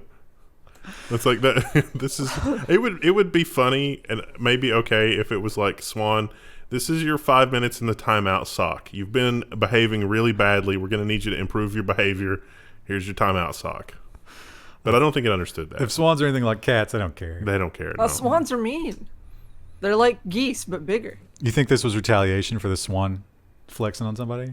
Maybe it bit someone Probably. and they're like, well, I'll keep this thing from biting someone else. And they just put a sock on its head. And they were angry and they were like, oh, what am I going to fight back with? But they didn't have anything. So they just took their sock off. But then you got to get it on there. Swans are kind of aggressive sometimes. Yeah. How did you keep the swan docile? I mean, I guess you grab it by the neck, right? And then what can it do? I'll show you who's the apex predator. All right. Well, that's all we got for this week. We'll see you next week. Talk to you guys next week.